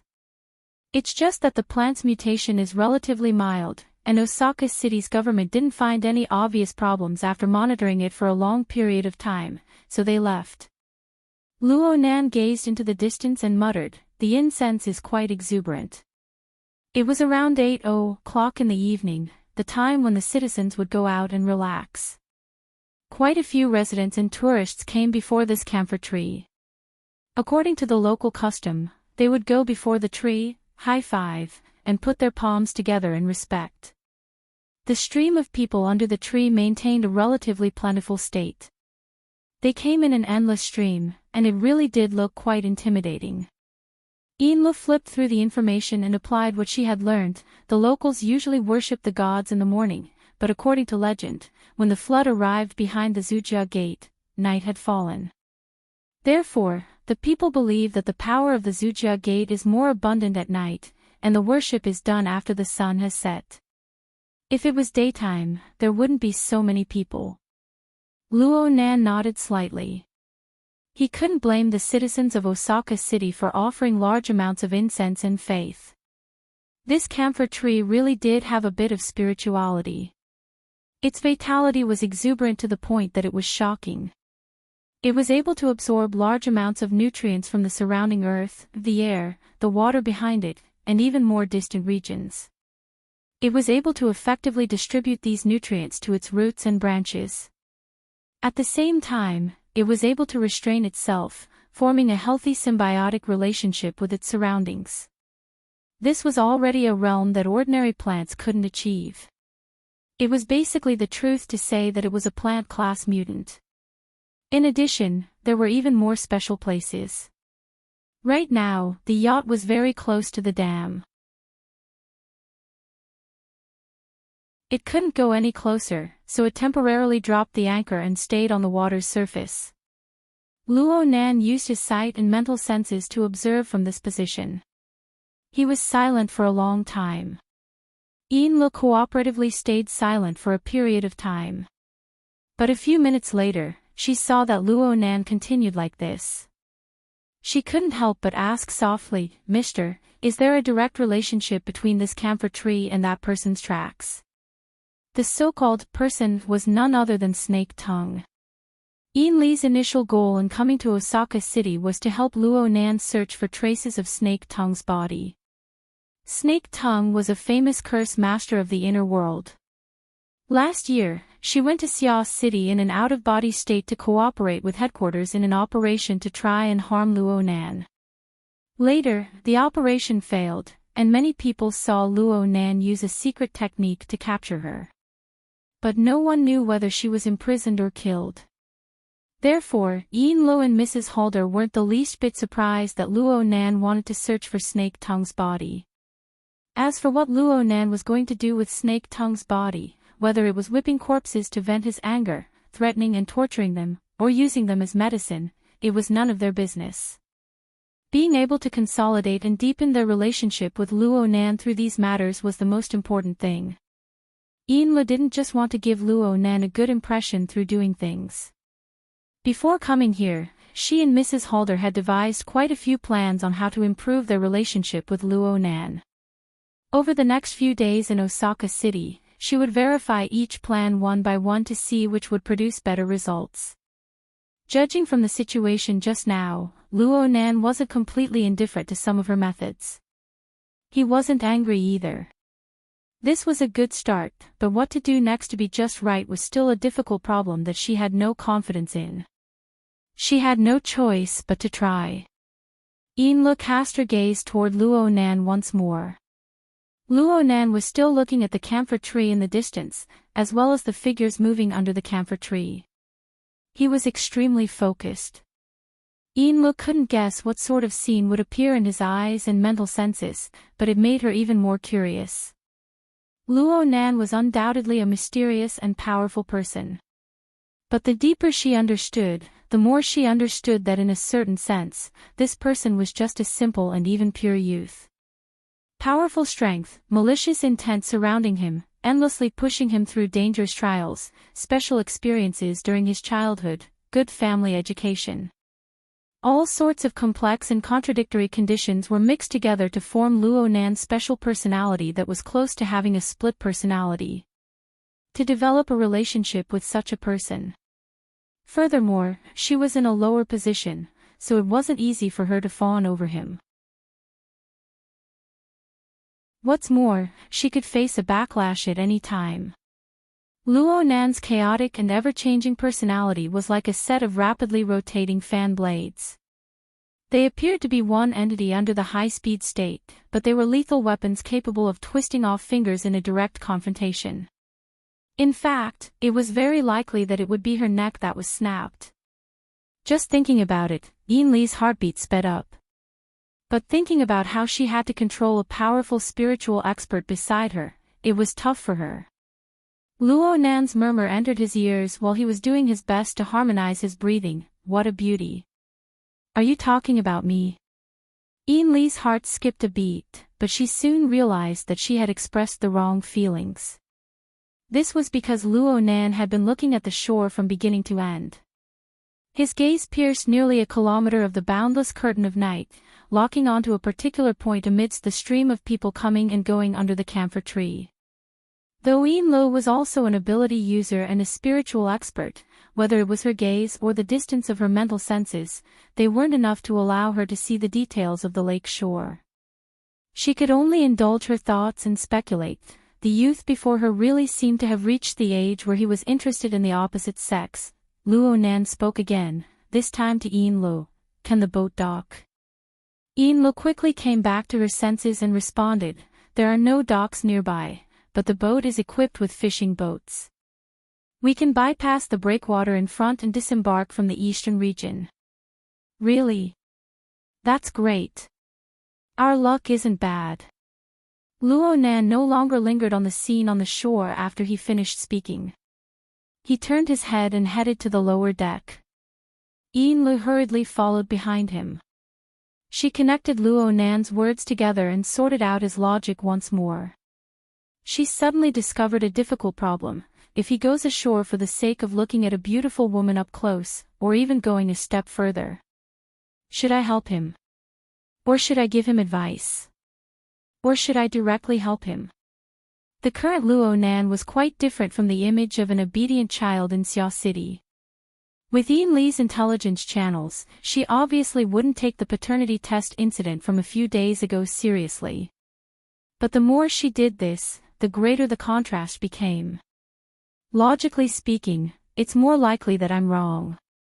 But if what the madam said is true, then the current Luo Nan is a depressed child who has just awakened his adult consciousness. He has suppressed his instincts because he hasn't been enlightened yet. After arriving in a foreign region like Ban City, he'll lose his usual restraints. It's not impossible for him to suddenly awaken and erupt. While Ian Lee's imagination was running wild, she and Luo Nan boarded the fishing boat that was equipped with the yacht.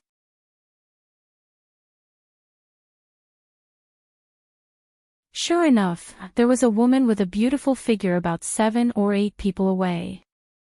She wore a traditional local kimono.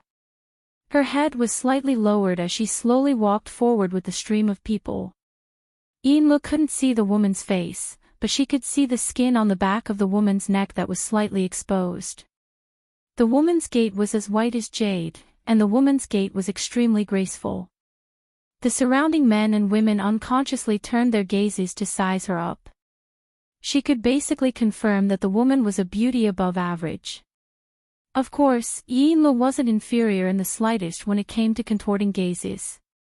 This made Luo Nan a bit dissatisfied with her. Keep a low profile. Don't attract attention. Ian Lu felt quite wronged at this moment. She was stunned for a moment before responding.